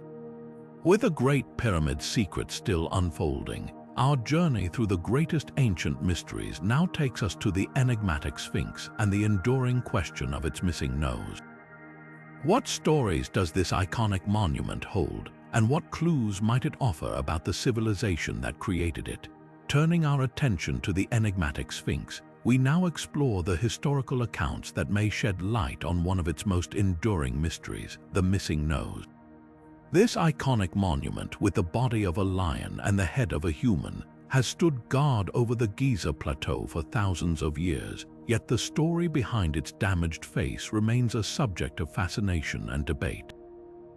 Historical records offer intriguing clues about the Sphinx's missing nose. One of the most widely cited accounts comes from the Arab historian al-Makrizi, who lived in the 14th century. He claimed that the nose was deliberately destroyed in the late 14th century by a Sufi Muslim named Muhammad Saim al-Dar. According to al-Makrizi, al-Dar was outraged by local peasants making offerings to the Sphinx, which he viewed as idolatrous. In an act of iconoclasm, he allegedly defaced the monument, targeting the nose to diminish its power and symbolic significance. However, this account has been met with skepticism by some scholars. Earlier depictions of the Sphinx, such as sketches by European travelers in the 17th century, already show the nose missing, suggesting that the damage may have occurred long before al-Dar's time. Some theories propose that the nose was destroyed during the reign of the Roman Empire, when statues and monuments in Egypt were often vandalized or repurposed. Others speculate that natural erosion, combined with the soft limestone material of the Sphinx, could have caused the nose to crumble over time. Adding to the mystery, there are no surviving records from ancient Egypt that mention the Sphinx's nose being intact or damaged. This absence of documentation leaves historians to piece together the timeline based on fragmentary evidence and later accounts. The question of when and why the nose was removed remains unresolved, with each theory offering a different perspective on the motivations and circumstances behind the act. The missing nose also raises broader questions about the Sphinx's role in ancient Egyptian society. Was it purely a symbolic guardian, or did it hold deeper religious or astronomical significance? Some researchers suggest that the Sphinx's face may have originally been painted or adorned, further emphasizing its importance as a cultural and spiritual icon. The loss of the nose, whether through deliberate destruction or natural causes, has only deepened the aura of mystery surrounding this ancient monument. As we continue to unravel the secrets of the Sphinx, its missing nose serves as a poignant reminder of the passage of time and the fragility of human creations. The stories and theories surrounding its damage reflect not only the monument's enduring legacy, but also the complex interplay of history, culture, and belief that continues to captivate us today. With the Sphinx's mysteries still echoing through the ages, our exploration now leads us to the Antikythera Mechanism, an ancient Greek device often hailed as the world's first computer. What secrets does this intricate artifact hold, and how did its creators achieve such remarkable precision? Shifting our focus to the remarkable Antikythera Mechanism, we now delve into the modern efforts to reconstruct this ancient marvel and uncover the secrets of its intricate design. Often referred to as the world's first computer, this device, discovered in a shipwreck off the coast of the Greek island of Antikythera in the early 20th century, has fascinated researchers for decades. Its complex system of gears and dials designed to predict astronomical events showcases a level of technological sophistication that was centuries ahead of its time. Modern reconstructions of the Antikythera Mechanism have been instrumental in revealing the ingenuity of its creators. Using advanced imaging techniques such as X-ray tomography, researchers have been able to peer inside the corroded fragments of the device without damaging them. These scans have provided detailed insights into the arrangement of its gears, allowing scientists to piece together how the mechanism functioned. One of the most significant findings is that the device could accurately predict the positions of the Sun, Moon, and planets, as well as eclipses and other celestial events. One notable reconstruction effort was led by a team of scientists and engineers who spent years studying the original fragments. By meticulously replicating the gear systems and calibrating them to match ancient Greek astronomical knowledge, they were able to build a working model of the mechanism. This model not only confirmed the device's capabilities, but also highlighted the precision and craftsmanship of its creators.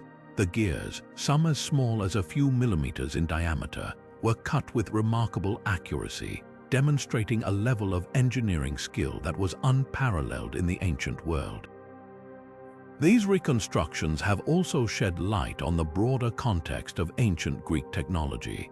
The Antikythera Mechanism suggests that the Greeks had a deep understanding of mathematics, astronomy, and mechanics, far beyond what was previously believed. Some researchers speculate that similar devices may have existed, serving as tools for education, navigation, or even religious purposes. However, no other examples have been found, making the Antikythera Mechanism a unique artifact that challenges our understanding of ancient technological achievements. The process of reconstructing the mechanism has not been without challenges. The original fragments are heavily corroded, and some parts are missing entirely, leaving gaps in our knowledge of how the device operated. Despite these obstacles, each new reconstruction brings us closer to understanding the full scope of its capabilities. These efforts have also sparked debates about the extent of ancient Greek technological innovation and whether other advanced devices may have been lost to history. As we continue to unravel the mysteries of the Antikythera Mechanism, its reconstruction serves as a testament to human curiosity and ingenuity. This ancient device, once thought to be a simple calendar, has proven to be a sophisticated instrument that bridges the gap between the ancient and modern worlds. Its discovery and the ongoing efforts to recreate it remind us of the timeless quest for knowledge and the enduring legacy of ancient innovation. With the Antikythera Mechanism revealing the brilliance of ancient Greek technology, our journey now takes us to the massive stone heads of the Olmec civilization, where we will explore their cultural significance and the mysteries surrounding their creation. Turning our attention to the enigmatic Stonehenge, we now explore its profound connection to the heavens and its potential role as an ancient observatory. This prehistoric monument, standing tall on the Salisbury Plain in England, has long captivated the imagination of historians, archaeologists, and astronomers alike.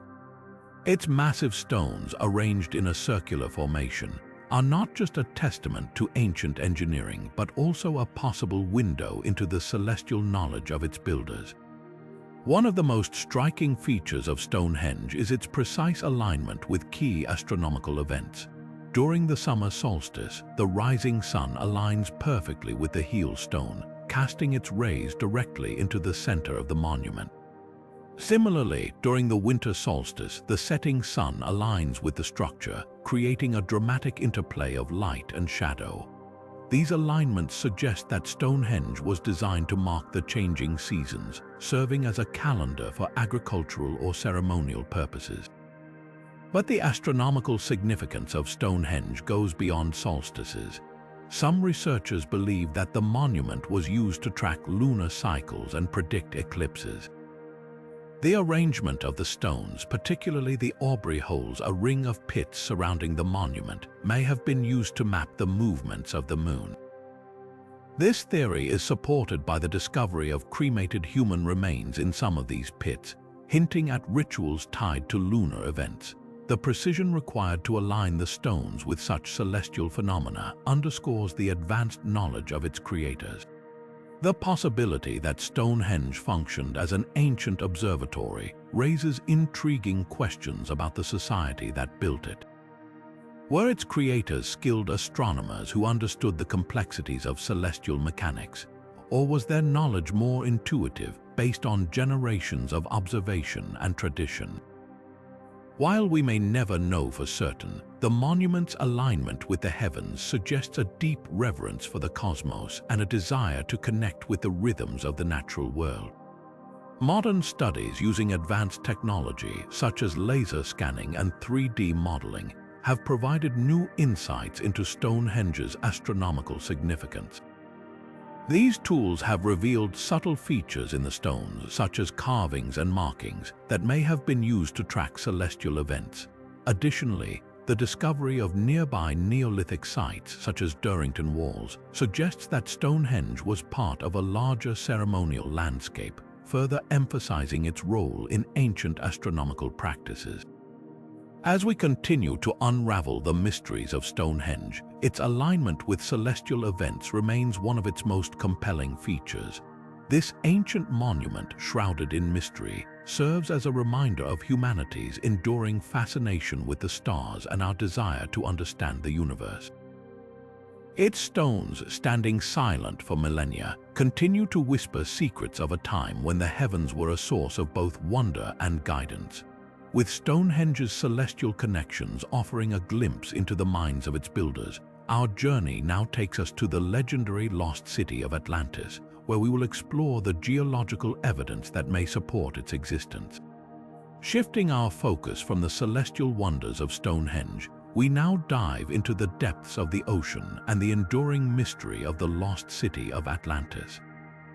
While Atlantis has long been considered a myth, recent geological discoveries have sparked new debates about whether this legendary civilization might have been inspired by a real-world event or location.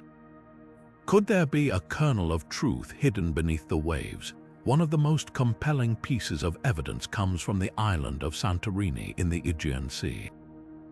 Around 3,600 years ago, a massive volcanic eruption devastated the island, wiping out the thriving Minoan civilization that once called it home. The eruption was so powerful that it created a massive caldera, sinking much of the island into the sea. This catastrophic event has led some researchers to suggest that Santorini could be the inspiration behind Plato's tale of Atlantis, a once great civilization swallowed by the ocean. Another intriguing theory points to the submerged ruins found off the coast of Cuba. In 2001, sonar scans revealed what appear to be large geometric structures deep beneath the ocean surface. These formations, located at depths of over 2,000 feet, resemble man-made structures, sparking speculation that they could be remnants of an ancient city. While some argue that these formations are natural, others believe they could be evidence of a lost civilization, possibly even Atlantis. Geological studies of the Mediterranean region have also uncovered evidence of ancient tsunamis and seismic activity that could align with the Atlantis narrative. For example, the discovery of underwater ruins near the island of Malta suggests that rising sea levels and natural disasters may have submerged entire settlements thousands of years ago. These findings lend credence to the idea that stories of Atlantis could have been based on real events, passed down through generations as a cautionary tale of nature's power. Beyond the Mediterranean, some researchers have turned their attention to the Richat structure in Mauritania, often referred to as the Eye of the Sahara. This massive, circular formation bears a striking resemblance to Plato's description of Atlantis, with its concentric rings of land and water. While the Richat structure is widely accepted as a natural geological formation, its uncanny similarity to the Atlantis myth has fueled speculation that it might have inspired the legend. As we piece together these geological clues, the question remains: was Atlantis a real place, or simply a story born from the collective memory of ancient disasters? While definitive proof remains elusive, the geological evidence offers tantalizing hints that the legend of Atlantis may have been rooted in real-world events. Whether as a cautionary tale or a historical account, the story of Atlantis continues to captivate us, reminding us of the fragility of human civilization in the face of nature's might.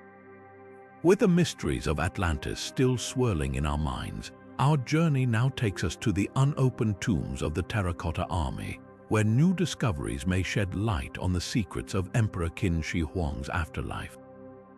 Moving from the enigmatic depths of Atlantis, we now turn our attention to the silent guardians of ancient China, the Terracotta army.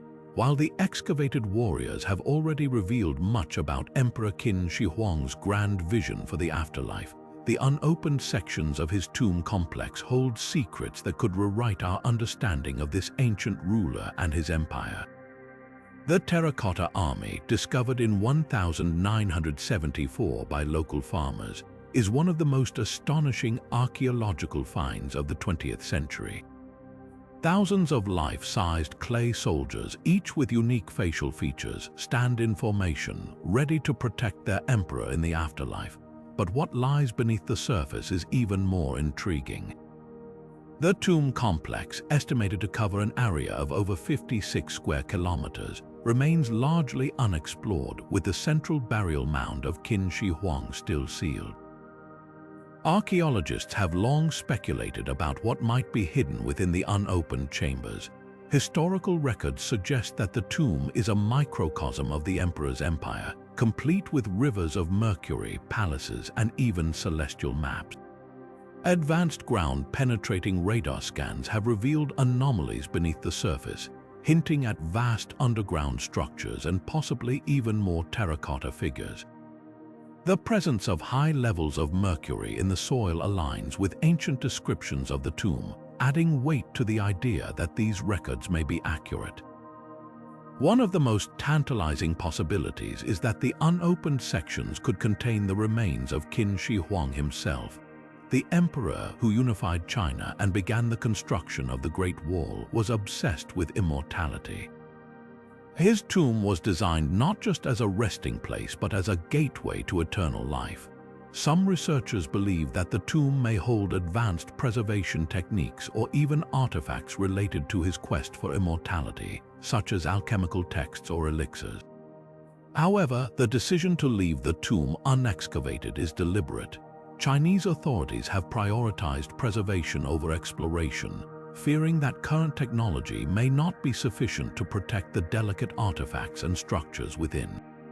The tomb's environment, sealed for over 2,000 years, could be drastically altered by exposure to air and light, potentially damaging irreplaceable historical treasures. This cautious approach ensures that future generations armed with better technology may one day unlock the secrets of Qin Shi Huang's final resting place.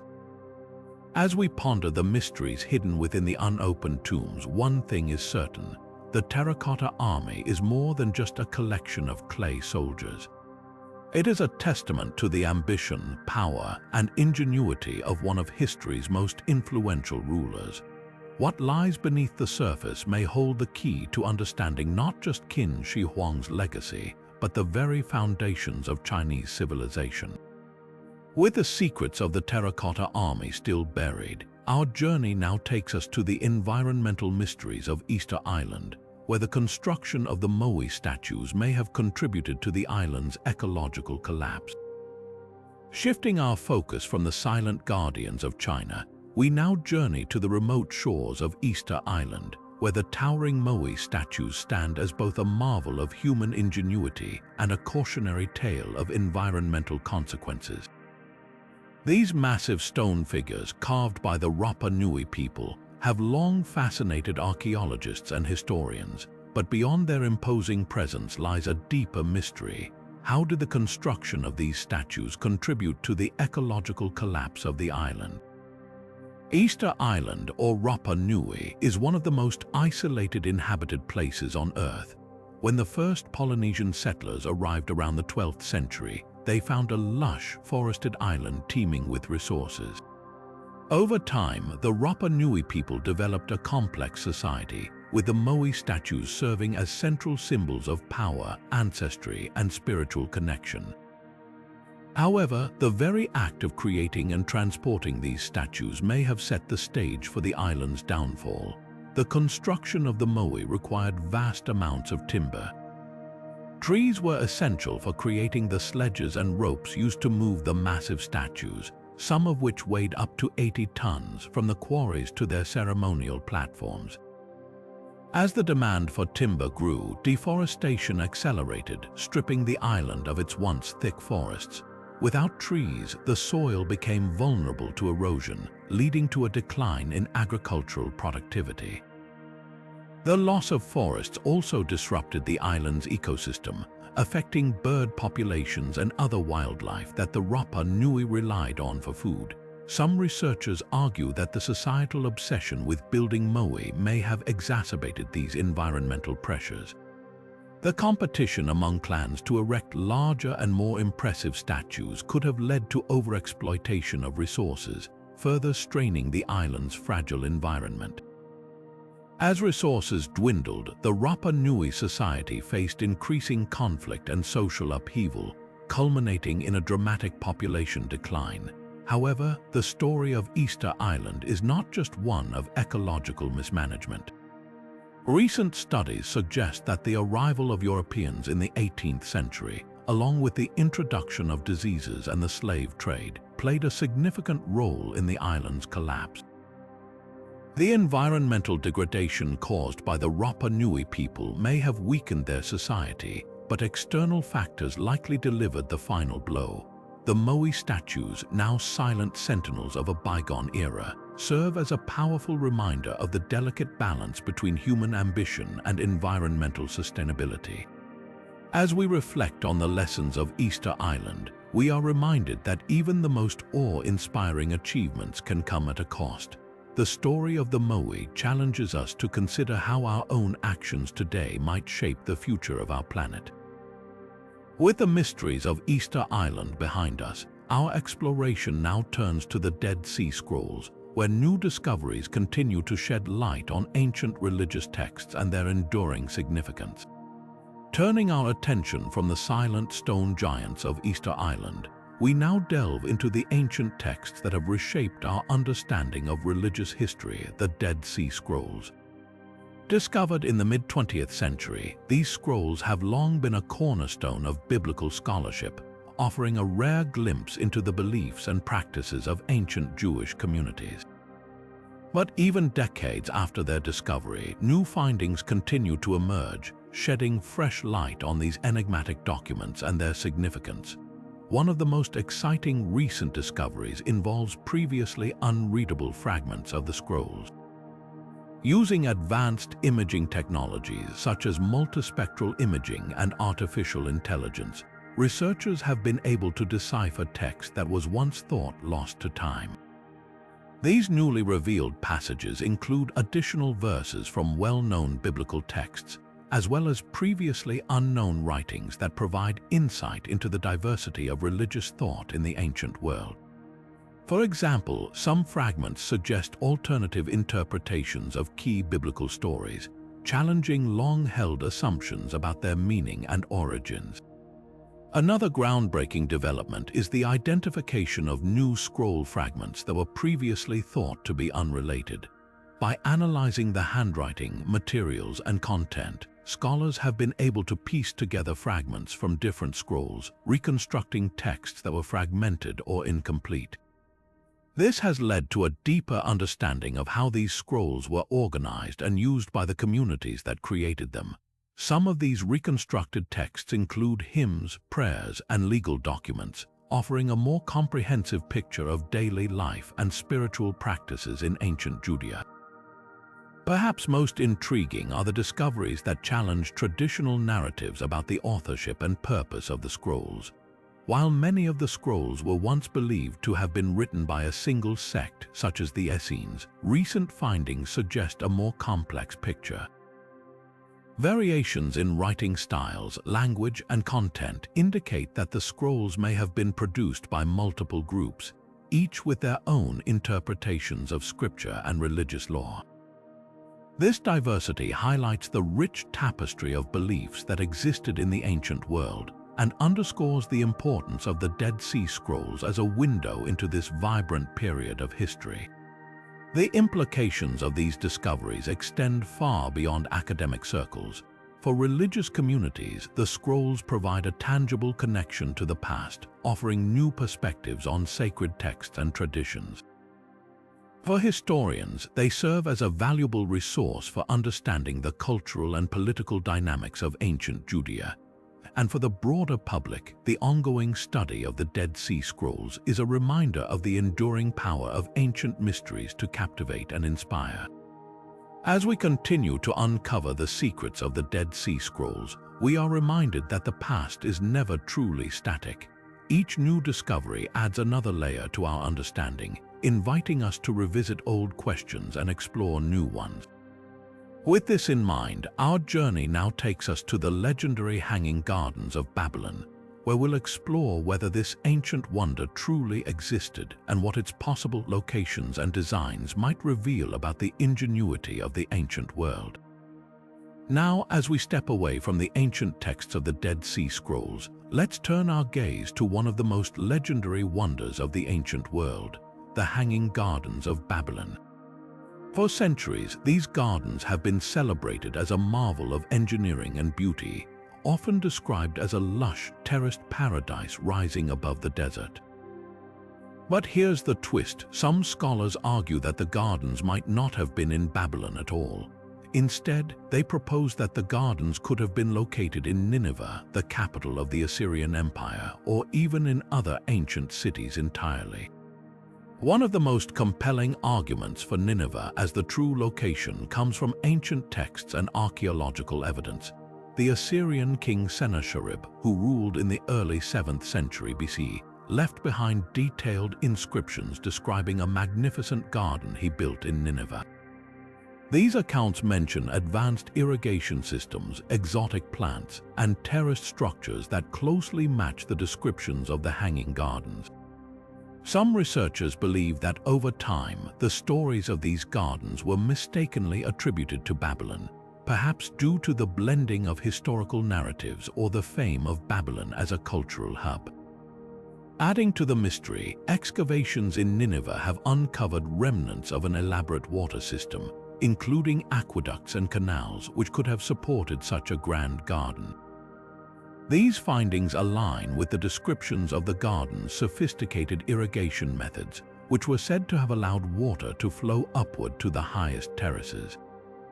If the gardens were indeed in Nineveh, it would challenge our understanding of ancient engineering and the distribution of cultural achievements across Mesopotamia. But Nineveh isn't the only alternative location proposed. Some theories suggest that the gardens might have been built in other cities within the Babylonian Empire, such as Susa, or even in regions beyond Mesopotamia. These ideas are often based on interpretations of ancient texts that describe similar gardens in different contexts. For example, Greek and Roman historians who wrote about the gardens centuries after their supposed construction may have conflated details from multiple sources, leading to confusion about their true location. The debate over the garden's location isn't just an academic exercise. It raises fascinating questions about how history is recorded and remembered. If the Hanging Gardens were not in Babylon, why did they become so closely associated with the city? Was it a case of mistaken identity, or was Babylon's reputation as a center of innovation and grandeur enough to overshadow the achievements of other cities? These questions remind us that the stories we inherit from the past are often shaped by the perspectives of those who told them. As we explore these alternative theories, we're reminded that the Hanging Gardens, whether in Babylon, Nineveh, or elsewhere, symbolize humanity's enduring fascination with creating beauty and harmony in the natural world. Their legacy continues to inspire wonder, even as their true origins remain shrouded in mystery. And with that, our journey takes us next to the enigmatic Phaistos disk, where we'll examine its undeciphered symbols and the theories about its purpose and meaning. Now, shifting our focus to the intricate symbols etched onto the Phaistos disk, we find ourselves staring at one of the most tantalizing puzzles of the ancient world. Discovered in the early 20th century on the island of Crete, this clay disk is covered in a spiral of stamped symbols that have yet to be fully deciphered. The symbols themselves are unique, appearing nowhere else in the archaeological record, which has led to countless theories about their meaning and purpose. One of the most intriguing interpretations suggests that the symbols may represent an early form of writing or a coded message. Some researchers believe the disk could be a religious text, perhaps a hymn or a prayer, given the repetitive patterns and the spiral layout, which might symbolize a journey or a cycle. Others propose that it could be a record of trade transactions or even a calendar, with the symbols marking significant dates or events. The lack of a clear key or comparable script, however, makes it nearly impossible to confirm these theories. Another fascinating angle is the possibility that the symbols are tied to ancient rituals or ceremonies. The disk's circular shape and the arrangement of the symbols in a spiral could suggest a connection to cyclical processes, such as the seasons or celestial movements. Some scholars have drawn parallels between the disk's symbols and those found in other ancient cultures, such as the Minoans or the Egyptians, hinting at a shared symbolic language or cultural exchange. Could the Phaistos disk be a relic of a forgotten ritual, a tool used by priests or shamans to communicate with the divine?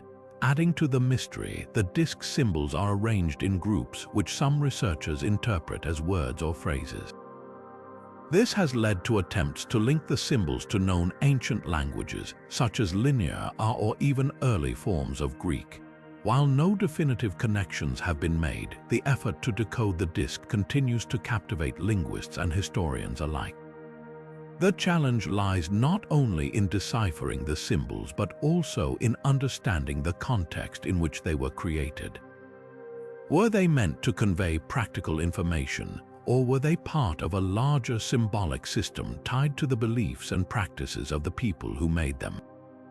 As we ponder these possibilities, the Phaistos disk stands as a testament to the creativity and complexity of ancient civilizations. Its symbols, though still shrouded in mystery, invite us to imagine the world of its creators, a world where art, language, and spirituality were deeply intertwined. And with that, our exploration leads us next to the Shroud of Turin, where we'll delve into the scientific debates surrounding its authenticity and the enduring questions about its origins. Turning our attention now to the Shroud of Turin, we find ourselves at the heart of one of the most debated artifacts in history. This linen cloth, believed by some to bear the image of Jesus Christ, has been the subject of intense scientific scrutiny for decades. Recent studies have brought new perspectives to the table, yet the mystery of its origins remains as elusive as ever. One of the most significant developments in the study of the shroud has been the application of advanced imaging techniques. High-resolution photography and three-dimensional imaging have allowed researchers to analyze the cloth in unprecedented detail. These studies suggest that the image on the shroud is not painted or dyed, but appears to be the result of a chemical reaction, possibly caused by a burst of energy. This has led some to speculate that the image could have been formed during a moment of intense radiation, though the exact mechanism remains unclear. Another area of focus has been the carbon dating of the shroud. Initial tests conducted in the late 20th century suggested that the cloth dated back to the medieval period, around the 13th or 14th century. However, these results have been challenged by subsequent research. Some scientists argue that the samples used for carbon dating may have been contaminated or taken from a repaired section of the cloth, skewing the results. More recent studies propose that the shroud could be much older, potentially aligning with the time of Christ. The debate over the shroud's authenticity also extends to its bloodstains. Forensic analysis has identified traces of human blood on the cloth, with some researchers claiming that the blood type matches historical accounts of Jesus' lineage. Others, however, point out that the bloodstains could have been added later, either intentionally or through natural processes. The presence of pollen grains on the shroud has also been cited as evidence of its ancient origins, with some grains linked to plants native to the Middle East. Yet, skeptics argue that pollen can easily be transferred, making it an unreliable indicator of the shroud's age or provenance. Adding another layer to the mystery, some researchers have turned their attention to the shroud's weave and fabric. The linen used to create the cloth is consistent with textiles from the 1st century, but this alone does not confirm its authenticity. The intricate herringbone pattern of the weave has been compared to other ancient textiles, yet no exact match has been found. This has led to questions about whether the shroud could have been created as a medieval forgery, designed to mimic the appearance of an ancient relic. As the scientific community continues to explore these questions, the Shroud of Turin remains a focal point of fascination and controversy. Each new study brings us closer to understanding its origins, yet the answers remain just out of reach. Whether it is a genuine relic or an elaborate artifact, the shroud challenges us to reconsider the boundaries between faith, science, and history. And with that, we move forward to explore the cultural significance of the Olmec colossal heads, where we'll uncover the stories behind these monumental stone sculptures and their role in ancient Mesoamerican society. Now, shifting our focus to the Olmec colossal heads, we uncover a fascinating glimpse into the cultural and spiritual life of one of Mesoamerica's earliest civilizations. These massive stone sculptures, some weighing as much as 20 tons, are more than just impressive feats of ancient engineering. They are windows into the beliefs, power structures, and artistic traditions of the Olmec people. Each head, carved from basalt boulders, is unique, featuring distinct facial features, headdresses, and expressions that suggest they were not mere artistic creations but deeply symbolic representations of individuals or divine beings. One of the most compelling theories about the Olmec colossal heads is that they depict powerful rulers or leaders of the Olmec civilization.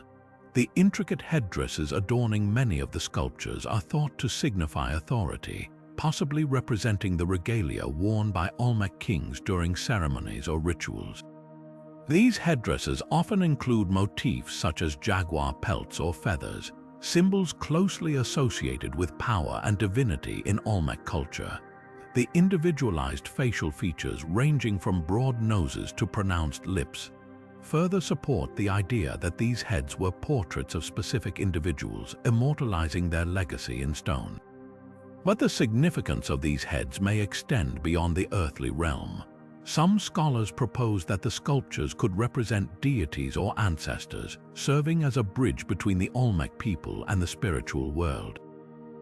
The Olmec are known to have practiced ancestor worship, and the colossal heads might have been created to honor revered figures who held both political and religious influence.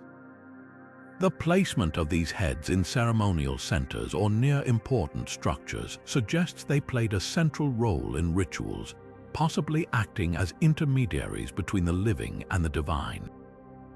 The creation of these monumental sculptures also speaks volumes about the Olmec societal organization and technological prowess.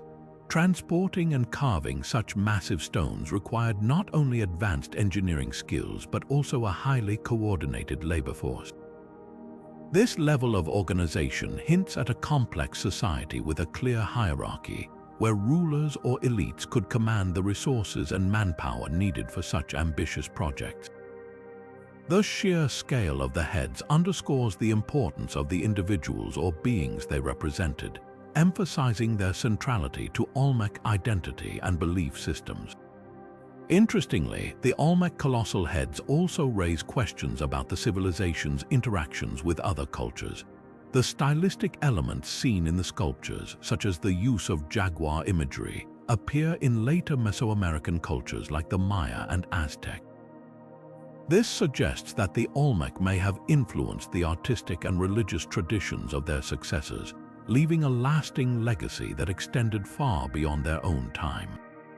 As we reflect on the cultural significance of the Olmec colossal heads, we are reminded of the profound ways in which art and power intertwine in ancient societies. These sculptures are not just relics of the past, they are enduring symbols of a civilization that sought to immortalize its leaders, gods, and values in stone.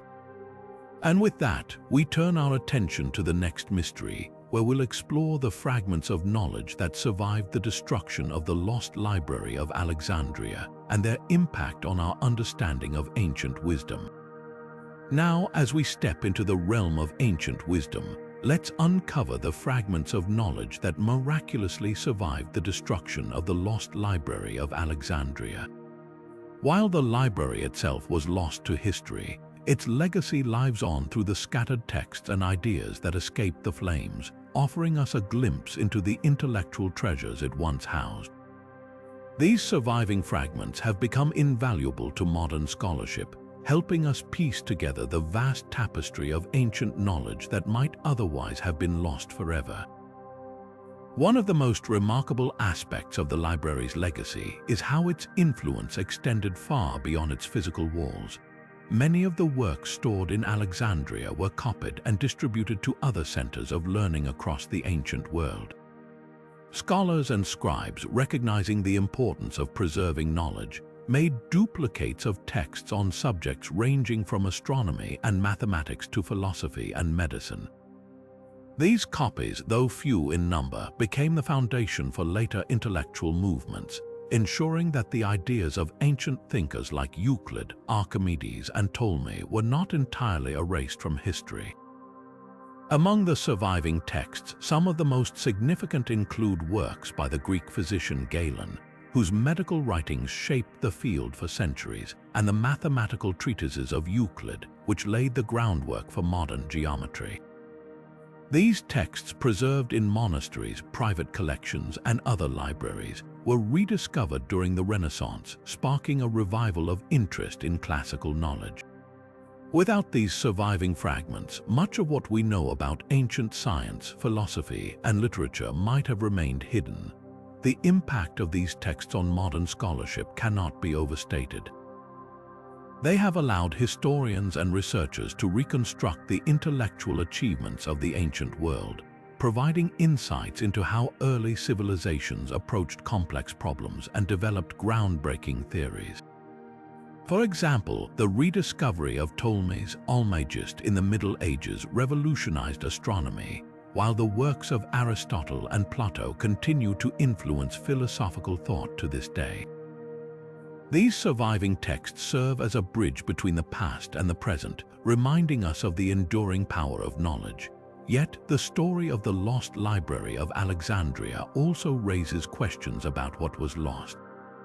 Countless works on history, science, and the arts were likely destroyed, leaving gaps in our understanding of the ancient world. The library's destruction serves as a poignant reminder of the fragility of human knowledge and the importance of preserving it for future generations. As we reflect on the fragments that survived, we are reminded of the resilience of ideas and their ability to transcend time and tragedy.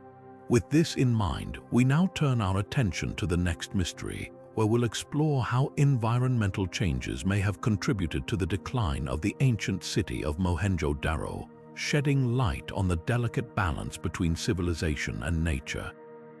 Shifting our focus to the ancient city of Mohenjo-Daro, we delve into a mystery that intertwines human civilization with the forces of nature. This once thriving metropolis, part of the Indus Valley civilization, is believed to have flourished around 2600 BCE. Yet its sudden decline has puzzled historians and archaeologists for decades. One of the most compelling theories points to environmental changes as a key factor in its downfall. Mohenjo-Daro, located in what is now modern-day Pakistan, was a marvel of urban planning with advanced drainage systems, well-organized streets, and impressive public structures. However, evidence suggests that the city faced significant challenges from its environment. Geological studies reveal that the region experienced dramatic shifts in climate, including prolonged droughts and changes in the course of the Indus River. These changes would have disrupted the agricultural systems that sustained the city, leading to food shortages and economic instability. The impact of these environmental shifts cannot be overstated. As the Indus River, the lifeblood of the civilization, altered its course, the once fertile lands surrounding Mohenjo-Daro may have turned arid and unproductive. This would have forced the inhabitants to abandon their fields and seek sustenance elsewhere, gradually leading to the city's decline. Additionally, the lack of water would have made it difficult to maintain the sophisticated infrastructure that defined Mohenjo-Daro, further accelerating its collapse. Another factor to consider is the potential for flooding. While droughts were a significant threat, evidence also suggests that the city experienced catastrophic floods at various points in its history. These floods would have destroyed homes, contaminated water supplies, and disrupted daily life, creating a cycle of destruction and rebuilding that may have strained the resilience of the population. Over time, the cumulative effects of these environmental challenges could have made it impossible for the city to recover. The story of Mohenjo-Daro serves as a stark reminder of the delicate balance between human societies and their natural surroundings. It highlights how even the most advanced civilizations can be vulnerable to the unpredictable forces of climate change. As we continue to uncover the secrets of this ancient city, we gain valuable insights into the ways our ancestors adapted to or were overwhelmed by their environment. With this exploration of Mohenjo-Daro's decline, we now turn our attention to another intriguing mystery: the origins and authenticity of the crystal skulls, artifacts that have sparked debates between ancient history enthusiasts and modern skeptics alike. Moving from the environmental mysteries of Mohenjo-Daro, we now step into a world of intrigue and controversy surrounding the crystal skulls. These enigmatic artifacts, often associated with ancient Mesoamerican cultures, have long captured the imagination of historians and adventurers alike. However, recent investigations have revealed a startling possibility. Some of these crystal skulls may not be ancient relics at all, but rather clever hoaxes created in the 19th or 20th centuries. The allure of the crystal skulls lies in their craftsmanship and the mystery of their origins. Carved from clear or milky quartz, these skulls are often attributed to civilizations like the Aztecs or the Maya, with claims that they possess supernatural powers or hold ancient secrets. Yet, as modern technology has advanced, so too has our ability to scrutinize these artifacts. Scientific analysis, including microscopic examination and advanced dating techniques, has uncovered evidence that some of the most famous crystal skulls were likely crafted using tools and methods unavailable to ancient civilizations. One of the most well-known examples is the Mitchell-Hedges skull, named after the adventurer who claimed to have discovered it in the 1920s. While its intricate design and flawless finish have been praised, experts have pointed out that the precision of its carving suggests the use of modern lapidary equipment. Similarly, the British Museum and the Smithsonian Institution have both conducted studies on their respective crystal skulls, concluding that they were likely produced in the 19th century, possibly in Europe, where there was a booming market for exotic artifacts. The implications of these findings are significant. If some crystal skulls are indeed modern creations, it raises questions about their role in archaeological studies and popular culture. For decades, these artifacts have been used to support theories about ancient technologies, extraterrestrial contact, and lost civilizations. The revelation that they may be hoaxes challenges these narratives and underscores the importance of rigorous scientific investigation in archaeology. Moreover, the crystal skulls highlight the enduring fascination with the mysterious and the unknown. Even as their authenticity is called into question, they continue to captivate the public imagination, appearing in films, books, and exhibitions. This blend of myth and reality serves as a reminder of how easily the lines between fact and fiction can blur, especially when it comes to artifacts shrouded in legend. As we reflect on the crystal skulls and their contested origins, we are reminded of the importance of skepticism and critical thinking in the study of history. These artifacts, whether ancient or modern, offer valuable lessons about the ways we interpret the past and the stories we choose to believe. With this in mind, we now turn to our final mystery, exploring the possible religious practices and spiritual significance of the Göbekli Tepe Temple, the world's oldest known place of worship. Shifting our focus to the spiritual realm, we now delve into the enigmatic world of Göbekli Tepe, the oldest known temple in human history. Located in modern-day Turkey, this ancient site dates back over 11,000 years, predating even the advent of agriculture. Its discovery has fundamentally reshaped our understanding of early human societies and their spiritual practices. But what exactly was the purpose of this monumental structure, and what does it reveal about the dawn of human spirituality? Göbekli Tepe is a complex of massive stone pillars arranged in circular formations, each adorned with intricate carvings of animals, symbols, and abstract designs. These carvings are not merely decorative, they are believed to hold deep symbolic meaning, possibly representing early attempts to understand the natural world and humanity's place within it. The sheer scale and sophistication of the site suggest that it was a place of great importance, likely serving as a center for religious or ceremonial activities. One prevailing theory is that Göbekli Tepe was a site for communal rituals, possibly tied to the cycles of nature or the veneration of animal spirits. The carvings of predators like lions, foxes, and scorpions may have symbolized powerful forces that early humans sought to appease or harness. Alternatively, the site could have been a gathering place for seasonal celebrations, where communities came together to honor deities, mark astronomical events, or perform rites of passage. Another intriguing possibility is that Göbekli Tepe played a role in the development of early religious thought. The temple's construction required a high degree of organization and cooperation, suggesting that it may have been a catalyst for the formation of complex social structures. This raises the question, did spirituality drive the development of human civilization rather than the other way around? the idea that religious practices predated settled societies challenges traditional narratives about the origins of civilization and highlights the profound influence of belief systems on human progress. The absence of domestic structures or evidence of permanent settlement at Göbekli Tepe further supports the theory that it was a purely ceremonial site. This contrasts sharply with later temples, which often doubled as administrative or economic centers. Instead, Göbekli Tepe appears to have been a place where people gathered temporarily, perhaps traveling great distances to participate in rituals or seek spiritual guidance.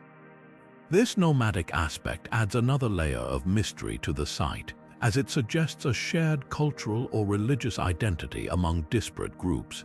As we reflect on Göbekli Tepe and its possible functions, we are reminded of the enduring human need to seek meaning and connection. This ancient temple stands as a testament to the ingenuity and spirituality of our ancestors, offering a glimpse into the origins of human belief systems. Its discovery not only deepens our appreciation for the complexity of early societies, but also invites us to reconsider the role of spirituality in shaping the course of human history. With this exploration of Göbekli Tepe, we conclude our journey through 50 of the greatest ancient mysteries. From the pyramids of Egypt to the lost city of Atlantis, these enigmas continue to captivate and inspire, reminding us of the boundless curiosity and creativity that define humanity. Which of these mysteries fascinates you the most? Share your thoughts in the comments below, and don't forget to subscribe for more explorations into the wonders of our past. As we bring our journey through the 50 greatest ancient mysteries to a close, it's impossible not to marvel at the sheer depth of human curiosity and ingenuity that these enigmas represent. From the towering pyramids of Giza to the cryptic symbols of the Voynich Manuscript, each mystery offers a tantalizing glimpse into the minds and lives of our ancestors. These puzzles, spanning thousands of years and countless cultures, remind us that the desire to explore, create, and understand is a timeless part of what makes us human. What's truly remarkable is how these mysteries continue to challenge us, even in the modern age. Despite advances in technology and archaeology, many of these ancient riddles remain unsolved, their secrets stubbornly locked away.